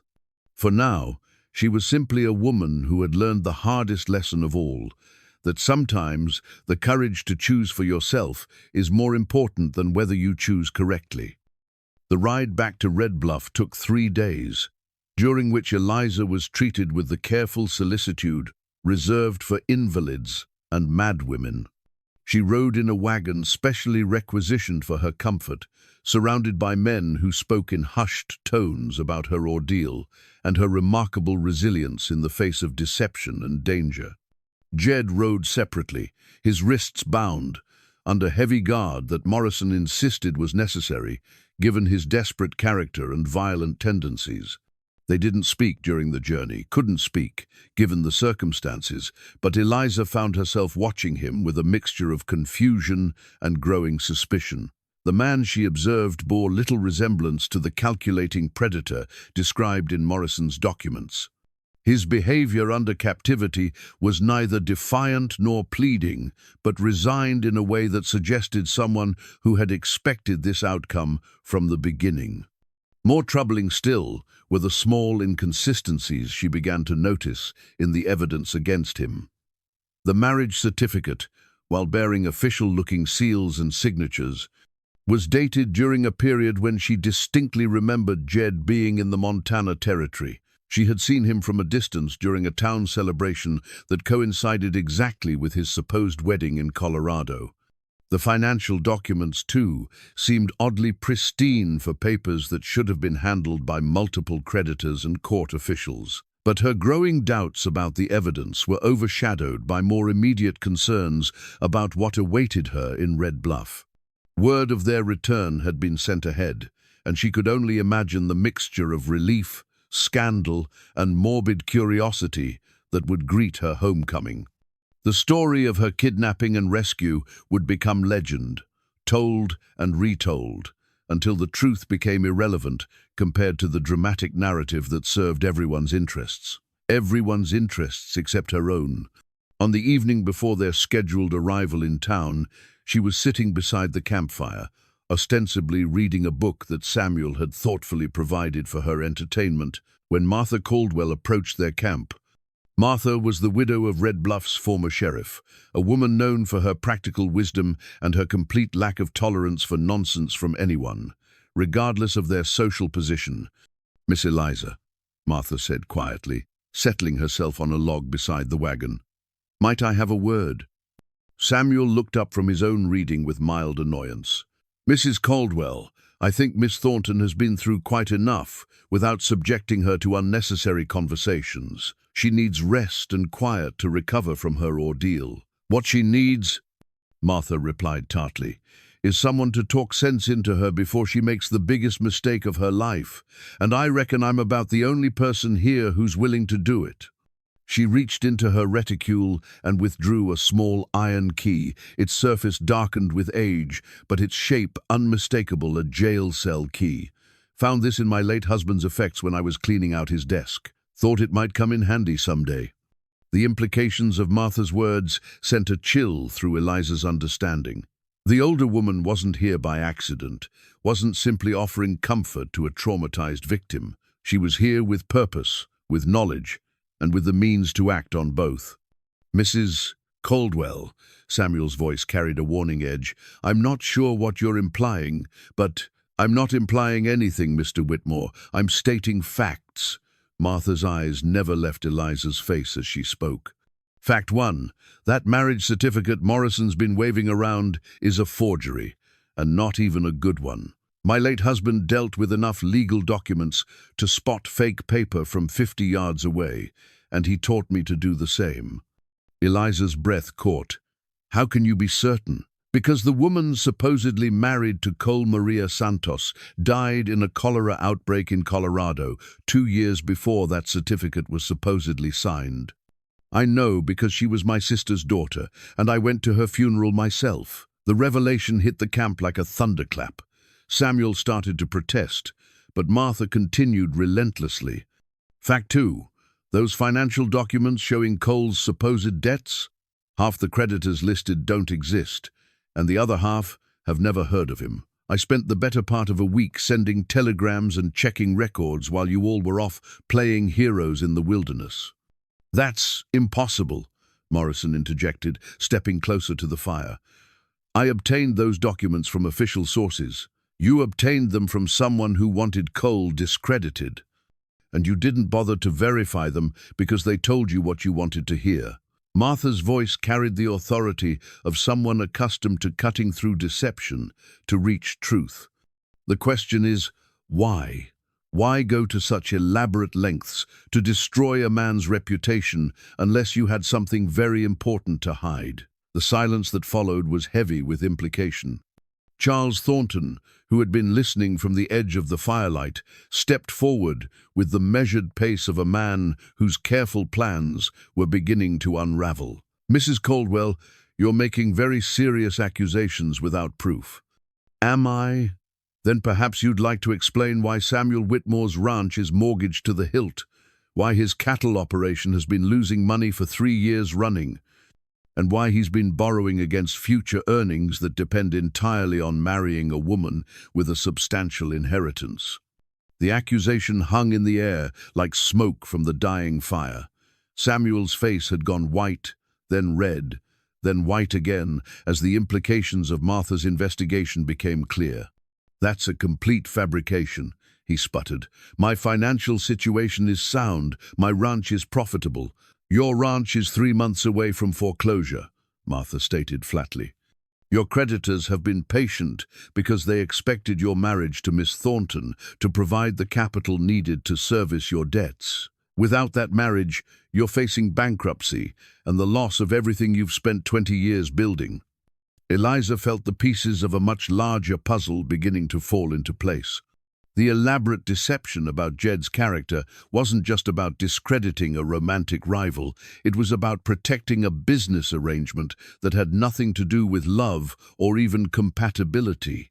And you, Mr. Thornton, Martha continued, turning her attention to Eliza's father, have been just as complicit in this deception.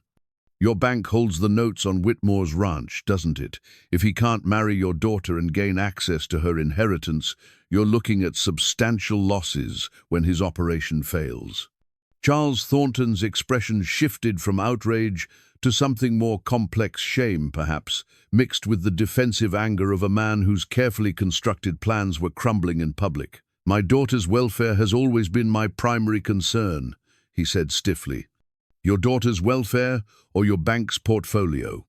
Martha's question cut straight to the heart of the matter, because from where I sit, it looks like you've been willing to sacrifice her happiness to protect your own financial interests. The confrontation was interrupted by a commotion from the area where Jed was being held under guard. One of the men assigned to watch him had apparently fallen asleep, and in the confusion that followed Martha's revelations, no one had noticed the prisoner working to free himself from his bonds. He's loose, Morrison shouted, drawing his weapon as Jed rolled away from the sleeping guard and sprinted toward the horses. But instead of trying to escape, Jed ran directly toward the campfire, his hands still partially bound, but his movements purposeful and determined. Eliza, he called as gunshots rang out behind him. The truth, ask Martha about the truth. A rifle bullet caught him in the shoulder, spinning him around and sending him crashing to the ground, just yards from where she sat. Blood immediately began soaking through his shirt, but his eyes remained focused on her face with desperate intensity. The documents, he gasped as Morrison and the other guards closed in on him. All lies. Martha knows she has proof. Shut him up, Samuel ordered, his composure finally cracking under the pressure of exposure. We don't need to listen to the desperate ravings of a kidnapper. But Martha was already moving, reaching into her reticule to withdraw a thick packet of papers.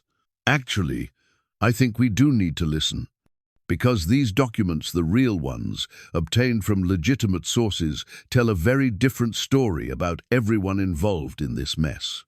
She handed the packet to Eliza, whose hands trembled as she recognized official seals, authentic letterheads, and the careful handwriting of legitimate record keepers. "Read them," Martha urged. "Read them all, and then decide who's been telling you the truth and who's been using you as a pawn in their financial schemes." As Eliza began to examine the documents, the sound of approaching hoofbeats announced the arrival of more riders. But these weren't part of their original party. They were townspeople from Red Bluff, led by the current sheriff and several members of the town council who had apparently decided to meet the returning expedition rather than wait for it to reach town. "Sheriff Bradley," Martha called out as the new arrivals dismounted. "Perfect timing. I think you're going to find this situation quite a bit more complicated than you were led to believe."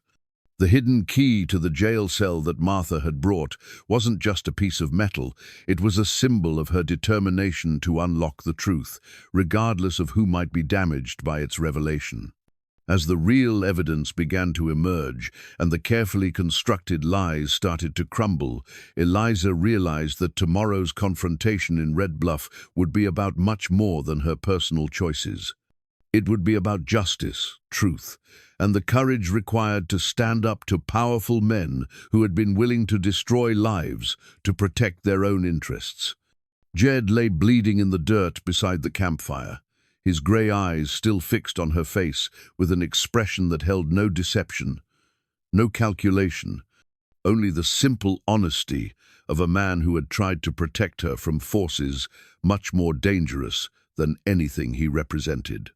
The real villain in this story, she was beginning to understand, had never been the mountain man who had given her the chance to choose her own path.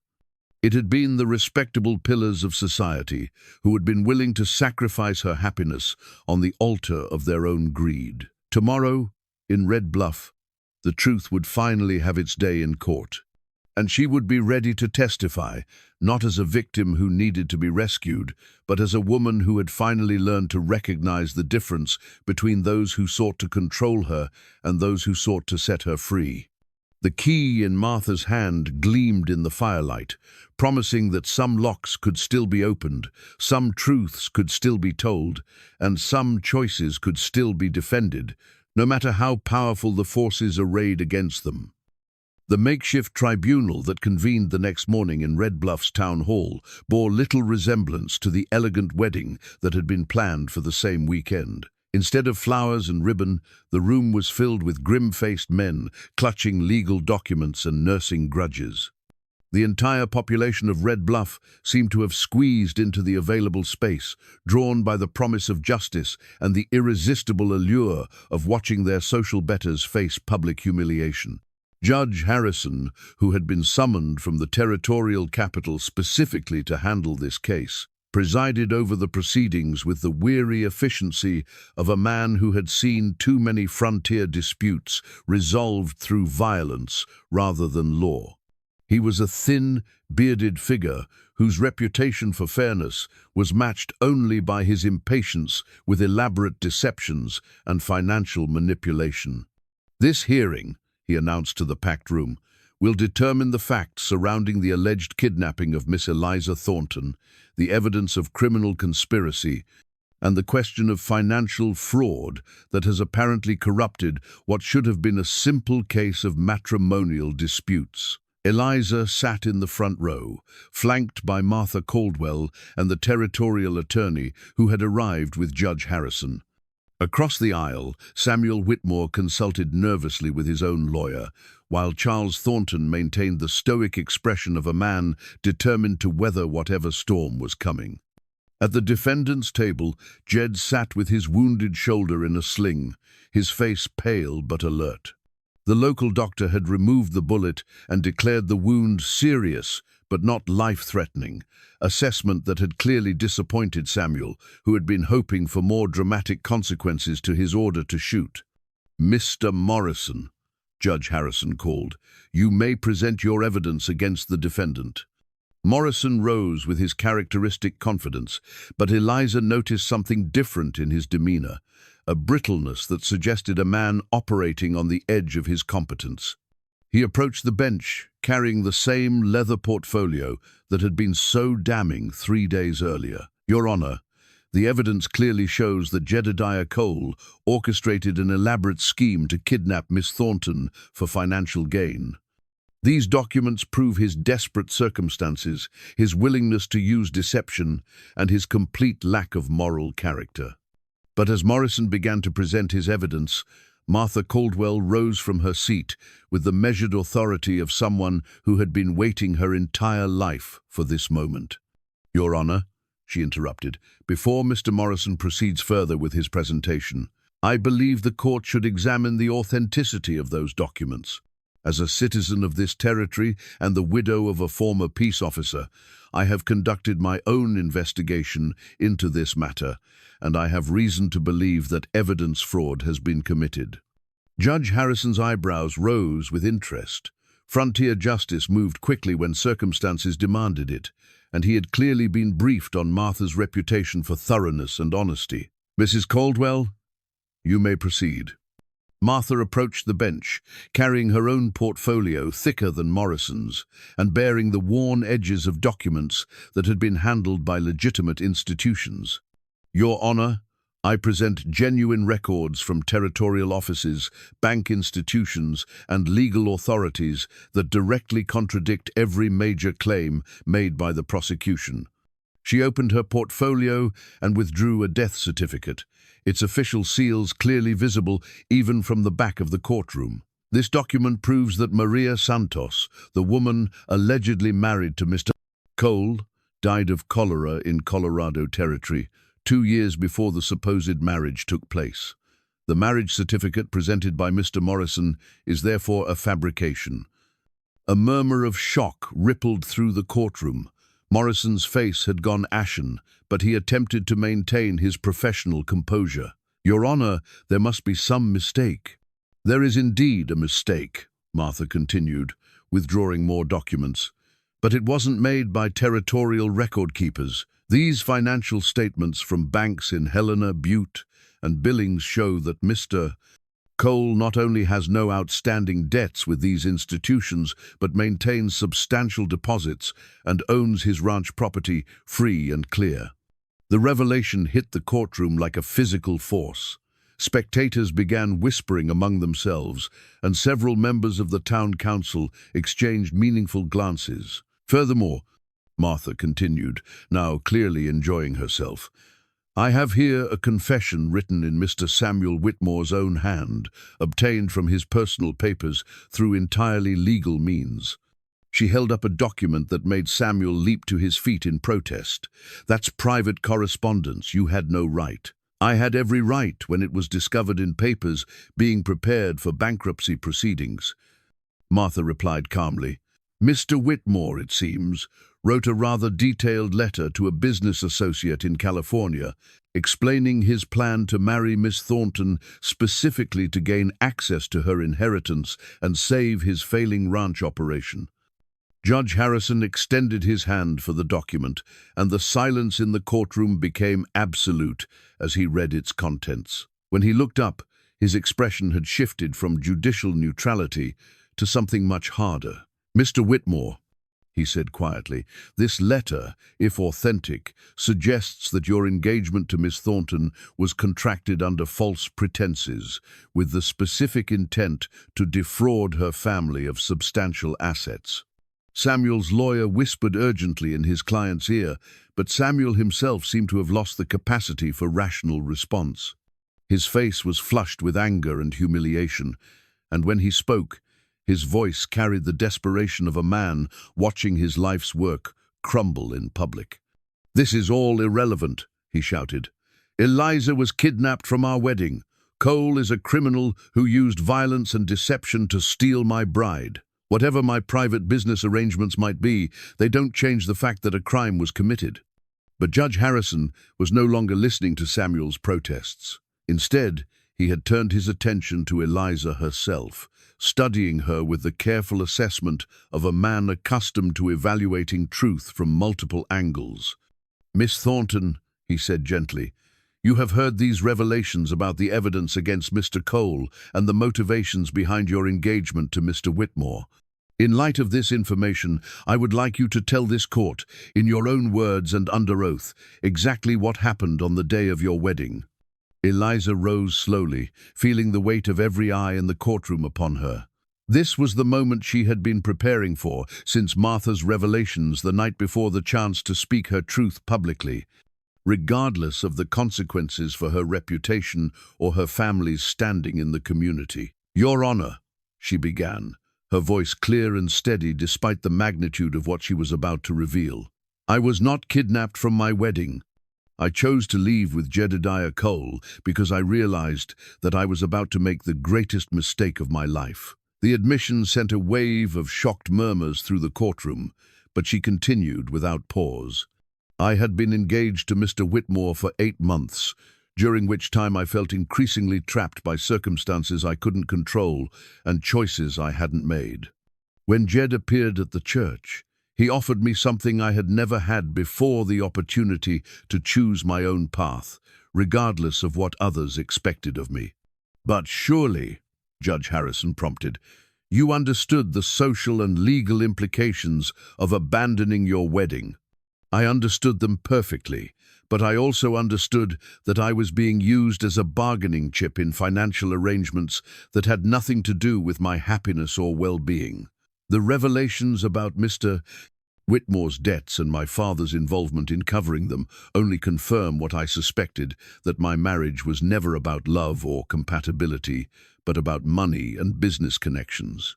Charles Thornton started to rise from his seat, his face dark with anger, but Judge Harrison gestured for him to remain seated.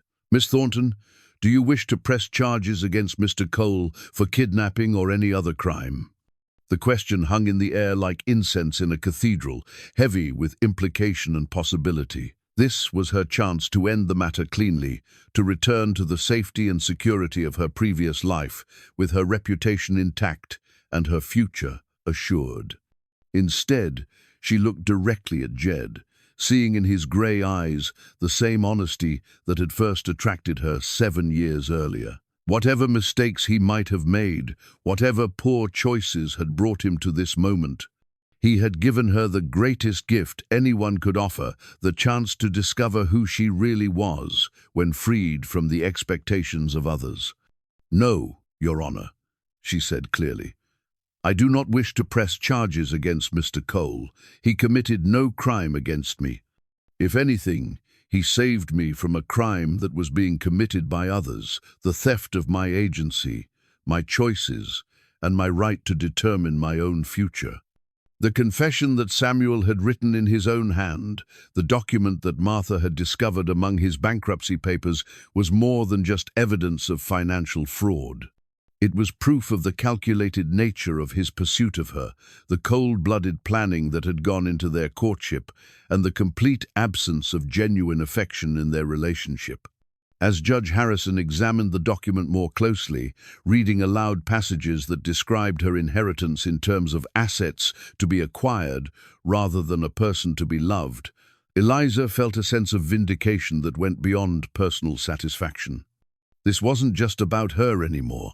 It was about establishing the principle that women had the right to make their own choices, even when those choices disrupted carefully laid plans and threatened powerful interests. The confession in Samuel's handwriting would seal his fate and expose the conspiracy that had nearly trapped her in a loveless marriage. But more than that, it would establish a precedent that might protect other women from similar manipulation in the future. For the first time since leaving Red Bluff, she felt truly hopeful about what lay ahead. The final confrontation came not from Judge Harrison's bench, but from Charles Thornton himself, who could no longer contain the fury and desperation that had been building since Martha's first revelation. As the judge continued reading Samuel's confession aloud, detailing the calculated nature of the engagement and the specific dollar amounts involved in the fraud, Charles rose from his seat, with the bearing of a man who had nothing left to lose. "Enough!" he roared, his voice carrying the authority that had built a banking empire from nothing. "This entire proceeding is a travesty. My daughter has been manipulated, deceived, and traumatized by a criminal who has somehow convinced her that his crimes were acts of love." Judge Harrison looked up from the confession with the patient expression of a man accustomed to emotional outbursts in his courtroom. "Mr. Thornton, you will have your opportunity to speak when—" "I'll speak now," Charles interrupted, his face flushed with the kind of rage that comes from watching carefully laid plans crumble in public. "For 30 years, I've built something worthwhile in this God-forsaken territory. I've brought civilization to a place that was nothing but wilderness and savages. I've created opportunities for decent people to build decent lives, and I've done it all for her." He pointed at Eliza with a trembling finger, his voice breaking slightly as 3 decades of suppressed emotion came pouring out. "Everything I've done, every sacrifice I've made, every enemy I've acquired in the name of progress and prosperity, all of it was to ensure that my daughter would never know the poverty and uncertainty that defined my own childhood. And now she wants to throw it all away for what? For some romantic fantasy about living in the wilderness with a man who can't provide for her properly." The courtroom had fallen completely silent, mesmerized by the spectacle of one of Red Bluff's most powerful men destroying himself in public. But Eliza felt something unexpected rising in her chest, not anger or embarrassment, but a profound sadness for the man who had loved her so much that he had forgotten to consider whether his love was what she actually needed. "Father," she said gently, rising from her seat despite Judge Harrison's gesture for her to remain seated, "I know you sacrificed for me. I know you worked impossible hours and made difficult choices to give me opportunities you never had. But you never asked me what I wanted those opportunities to become." "You're 28 years old," he replied, his voice now carrying more pain than anger. "You think you know what you want, but you don't understand what the world does to women who make foolish choices. You don't understand how quickly beauty fades and how harshly society judges those who step outside acceptable boundaries." "Maybe not. But I understand something else. I understand what happens to women who spend their entire lives doing what others think is best for them. They disappear, Father. They become so focused on meeting everyone else's expectations that they forget who they are underneath all those obligations." Charles Thornton stared at his daughter as if seeing her clearly for the first time, and what he saw seemed to drain the fight out of him completely. His shoulders sagged, his face aged a decade in the space of a few seconds, and when he spoke again, his voice was barely above a whisper. "I just wanted you to be safe. I know, but safe isn't the same as happy, and security isn't the same as freedom." Judge Harrison cleared his throat, gently redirecting attention back to the legal matters at hand. "Mr. Thornton, these are important family discussions, but this court needs to address the criminal charges that have been brought. Mr. Morrison, do you wish to proceed with your case against Mr. Cole, given the evidence that has been presented?" Morrison stood slowly, his face a mask of professional composure that couldn't quite hide the defeat in his eyes. The tracker, who had built his reputation on never losing his quarry, was facing the first failure of his career, and it was happening in the most public way possible. "Your Honor," he said carefully, "in light of the new evidence presented by Mrs. Caldwell, I believe the prosecution's case requires significant revision. The documents I relied upon appear to have been—" He paused, searching for words that wouldn't admit to his own culpability. "Misrepresented to me by parties who had their own interests in seeing Mr. Cole discredited." It was as close to an admission of prosecutorial fraud as the courtroom was likely to hear, but Judge Harrison seemed satisfied with the acknowledgement. "In that case, I hereby dismiss all charges against Jedediah Cole. The evidence suggests that what occurred was not a kidnapping, but a consensual elopement, complicated by family opposition and financial interests that were not disclosed to the principals involved." But the judge wasn't finished. He turned his attention to Samuel Whitmore, whose face had gone pale as the implications of the confession became clear. "Mr. Whitmore," the document presented by Mrs. Caldwell suggests that you entered into an engagement contract under false pretenses, with the specific intent to defraud the Thornton family of substantial assets. These are serious criminal charges that will require separate proceedings. Samuel's lawyer whispered urgently in his ear, but Samuel himself seemed to have lost the capacity for rational response. Instead, he rose from his chair with jerky, uncontrolled movements and reached into his jacket pocket.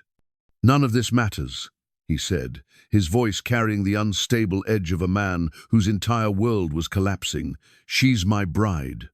The papers were signed, the ceremony was planned, the contracts were executed. She belongs to me, and I won't let some mountain savage steal what's rightfully mine.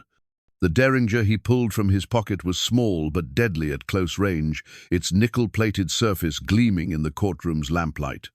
Several people screamed, and men began diving for cover, but Samuel's attention was focused entirely on Jed, who remained seated despite the obvious threat. "You took everything from me," Samuel continued, his hand shaking as he pointed the weapon. "My bride, my future, my chance to save everything I've worked for.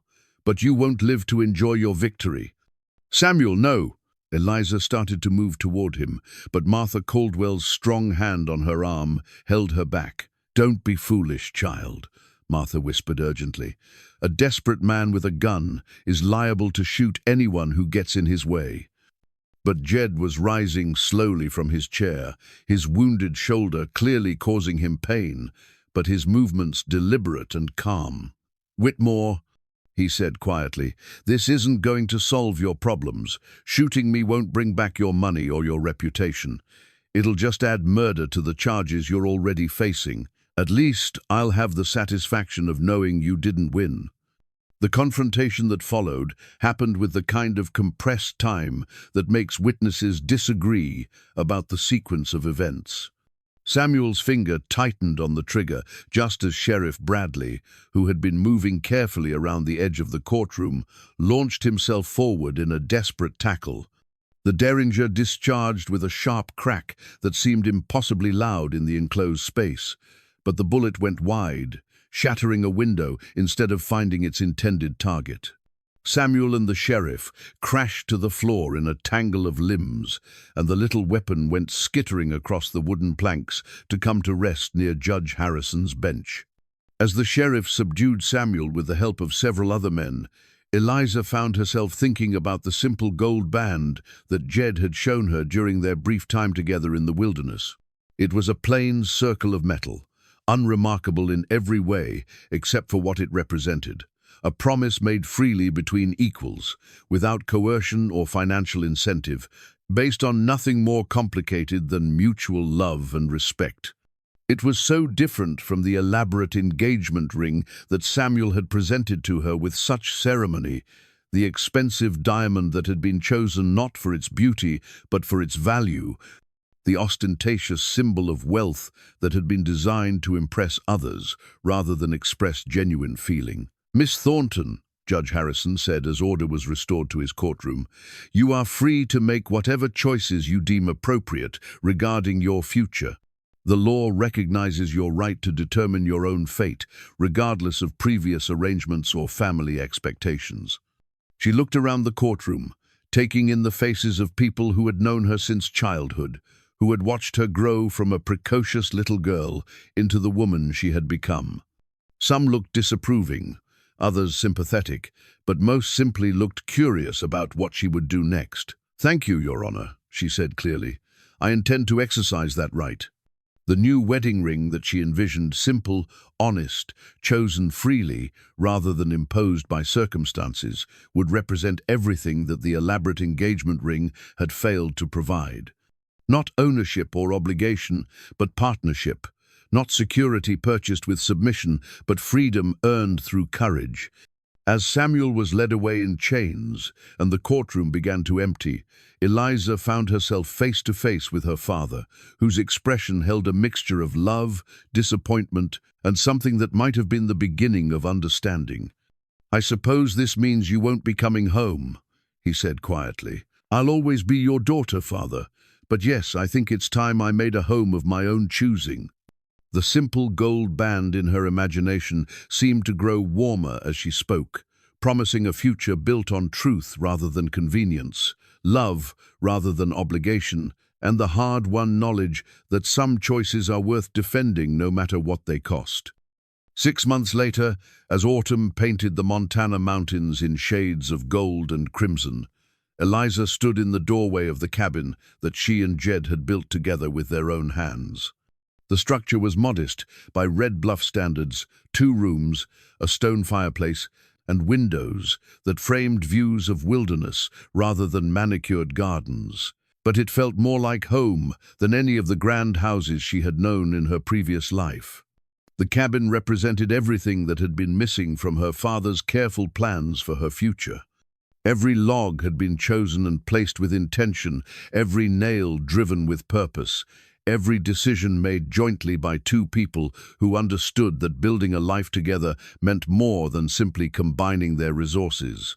It was honest work that produced honest shelter, created through partnership rather than purchased with inherited wealth. "Are you ready?" Jed asked, adjusting the collar of his best shirt, not finest, for he owned nothing that could be called fine by Red Bluff standards, but clean and mended and worn with the dignity of a man who had learned to value substance over appearance. Eliza smoothed the skirt of her dress, a simple blue cotton that she had sewn herself, using skills learned from necessity rather than taught by finishing school instructors.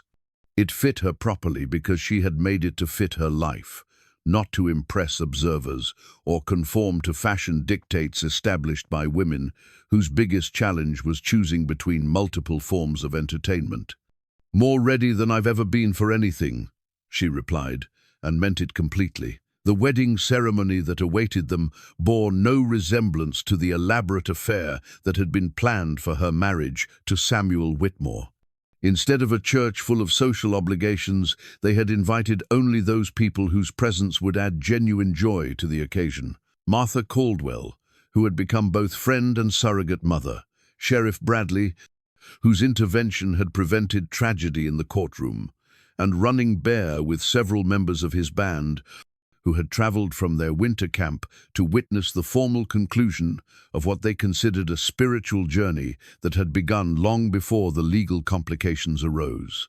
Charles Thornton had been invited but had declined to attend, his letter of response brief and formal, but not unkind. He explained, still learning to accept his daughter's choices, and he needed more time before he could celebrate them. But he had included a bank draft for a substantial sum, not as a dowry or an attempt to control their future, but as an acknowledgement that his love for her transcended his disappointment in her decisions.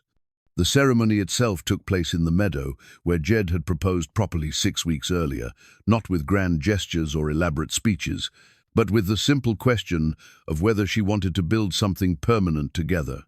The setting was the same grove where they had first camped during their flight from Red Bluff, where she had begun to understand the difference between security and freedom, between safety and authenticity. Reverend Mackenzie, who had been shocked by the disruption of her first wedding but had grown to understand the circumstances that had caused it, performed the service with gentle humor and genuine warmth. His words focused not on duty and obligation, but on choice and commitment, the daily decision to choose each other repeatedly, even when circumstances made other options available. "Marriage," he said as they stood beneath the golden aspens, "is not a contract that binds people against their will, but a promise that 2 free individuals make to journey through life as partners. It succeeds not because external forces compel it, but because both parties continue to find value in the commitment they have chosen to make." The ring that Jed placed on her finger was indeed the simple gold band she had envisioned during the courtroom confrontation, unadorned, unpretentious but warm with the promise it represented. It had been crafted by a metalsmith in Helena using gold that Jed had panned himself from a creek near their cabin, and its surface bore the slight irregularities that marked it as the work of human hands rather than industrial machinery. When it came time for her vows, Eliza found herself thinking not about the words she had rehearsed, but about the journey that had brought them to this moment. 6 months earlier, she had been a woman defined entirely by other people's expectations, living a life that felt like an elaborate performance designed to please an audience she had never chosen. Now she was someone who had learned that authenticity required courage, that happiness demanded the willingness to disappoint those who preferred her compliance to her joy. "I promise," she said, her voice carrying clearly across the meadow, "to choose you every day, not because society or family or financial necessity demands it, but because you have shown me who I am when I'm free to be myself.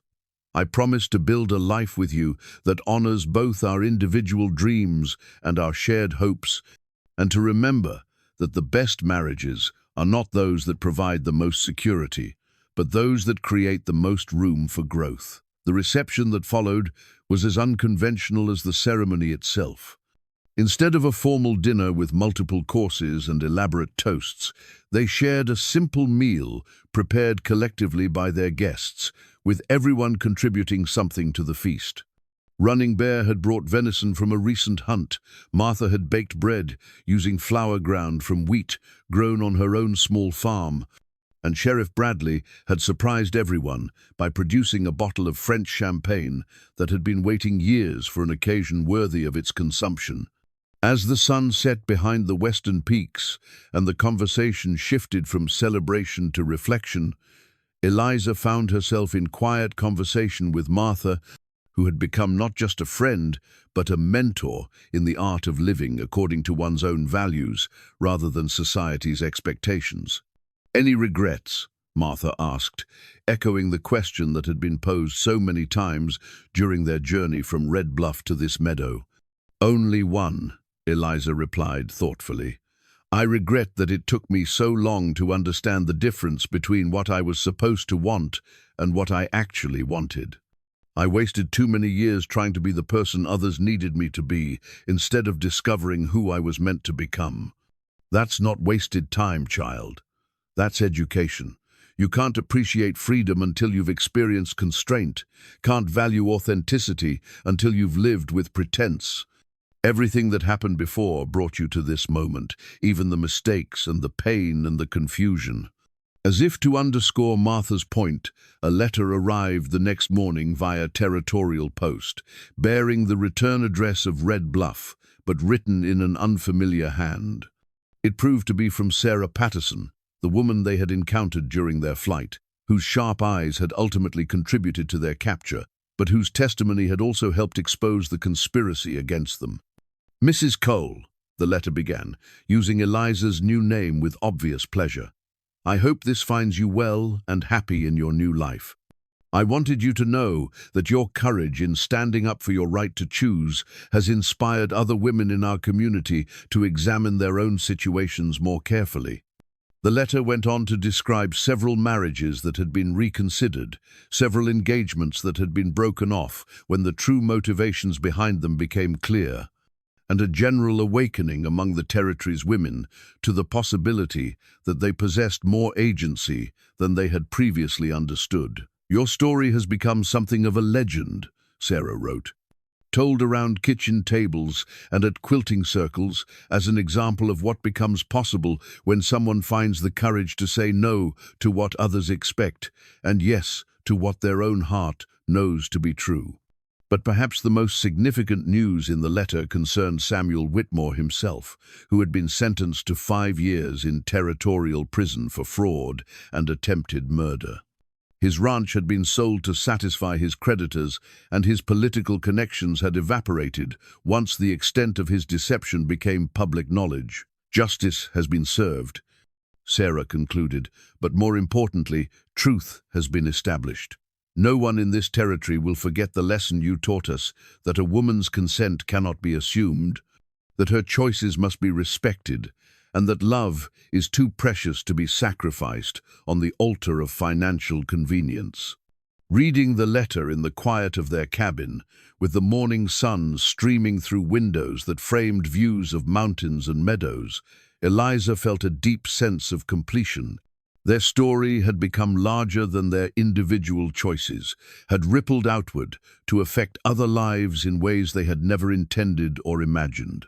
That afternoon, as they worked together to prepare their garden for winter, pulling the last vegetables, composting the spent plants, planning next year's improvements, she found herself thinking about the long journey from the pressed wildflower in her jewelry box to the simple gold band on her finger. The flower had represented dreams deferred, hopes hidden away for safekeeping until circumstances might permit their fulfillment.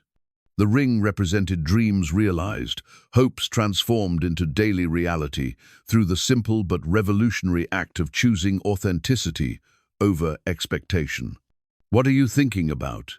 Jed asked, noticing her contemplative mood as they stacked firewood for the approaching winter. "About how sometimes the best days of our lives are the ones we never could have planned," she replied. 6 months ago, if someone had told me I'd be living in a cabin I helped build, married to a man who was supposed to be my kidnapper, I would have thought they were describing someone else's life entirely. And now? Now I understand that this was always my life. I just had to find the courage to claim it. As evening approached and they prepared their simple dinner, Eliza reflected on how profoundly her definition of wealth had changed. In Red Bluff, wealth had meant accumulation of money, property, social connections, influence. Here, wealth meant sufficiency: enough food, enough warmth, enough meaningful work, enough love to sustain two people who had chosen to build something together.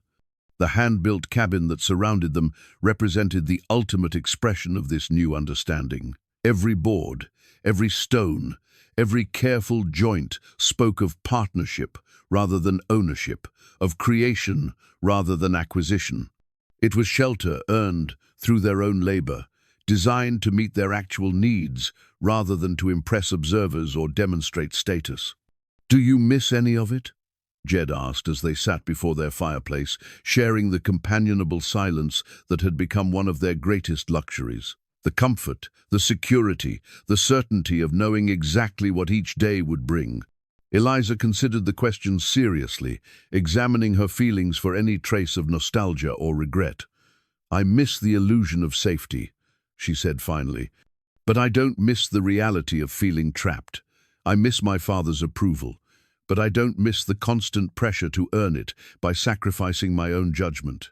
I miss the comfort of knowing exactly what was expected of me, but I don't miss the suffocation of never being able to exceed those expectations." "And the future? Any fears about what we're building here?" "Of course. We could fail at farming, or face a winter we're not prepared for, or discover that we're not as compatible as we thought when we're tested by real hardship. But those are honest fears about real challenges, not the kind of existential dread that comes from living someone else's life." The conversation was interrupted by the sound of hoofbeats approaching their cabin, unusual enough in their remote location to bring them both to their feet in alert attention. But the rider who emerged from the gathering dusk was Charles Thornton, alone and travel-worn, leading a pack horse loaded with supplies. "Father!" Eliza stepped outside to greet him, her heart racing with a mixture of joy and apprehension. "What are you doing here?" Charles dismounted slowly, his movements betraying the fatigue of someone who had been riding hard for several days. When he looked at his daughter, his expression held a complexity of emotion that defied easy interpretation. Love, certainly, but also something that might have been pride mixed with residual disappointment. "I came to see how you were managing," he said simply, "and to bring some things I thought you might need for winter."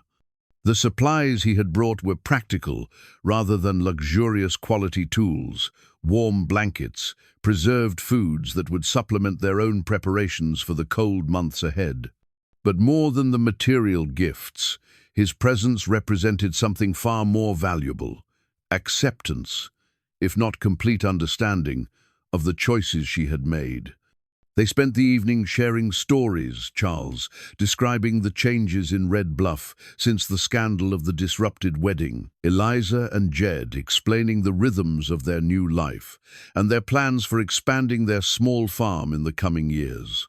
The conversation was sometimes awkward, sometimes emotional, but always honest in a way that their previous relationship had never permitted.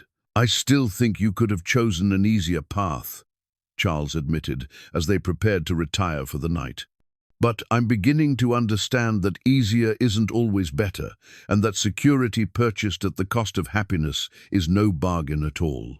He stayed for 3 days, long enough to help them complete their winter preparations and to observe firsthand the contentment that radiated from his daughter like warmth from their hearth. When he finally prepared to leave, his farewell carried the promise of future visits and the acknowledgement that family bonds could survive even fundamental disagreements about life's proper course. "Take care of her," he said to Jed, but without the threatening undertone that such words usually carried.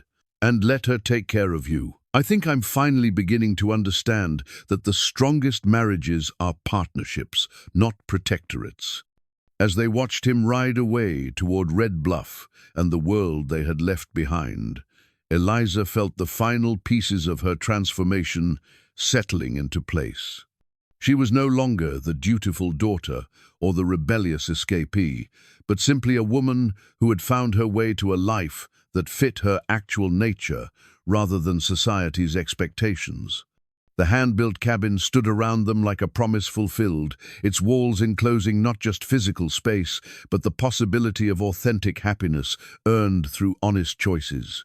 Outside, the Montana wilderness stretched endlessly in all directions, vast enough to contain whatever dreams they might dare to pursue. As winter's first snow began to fall, dusting the meadow where they had been married and the peaks that surrounded their chosen home, Eliza understood that sometimes the best days of our lives are not the ones that proceed according to plan, but the ones that teach us who we truly are when we have the courage to choose ourselves.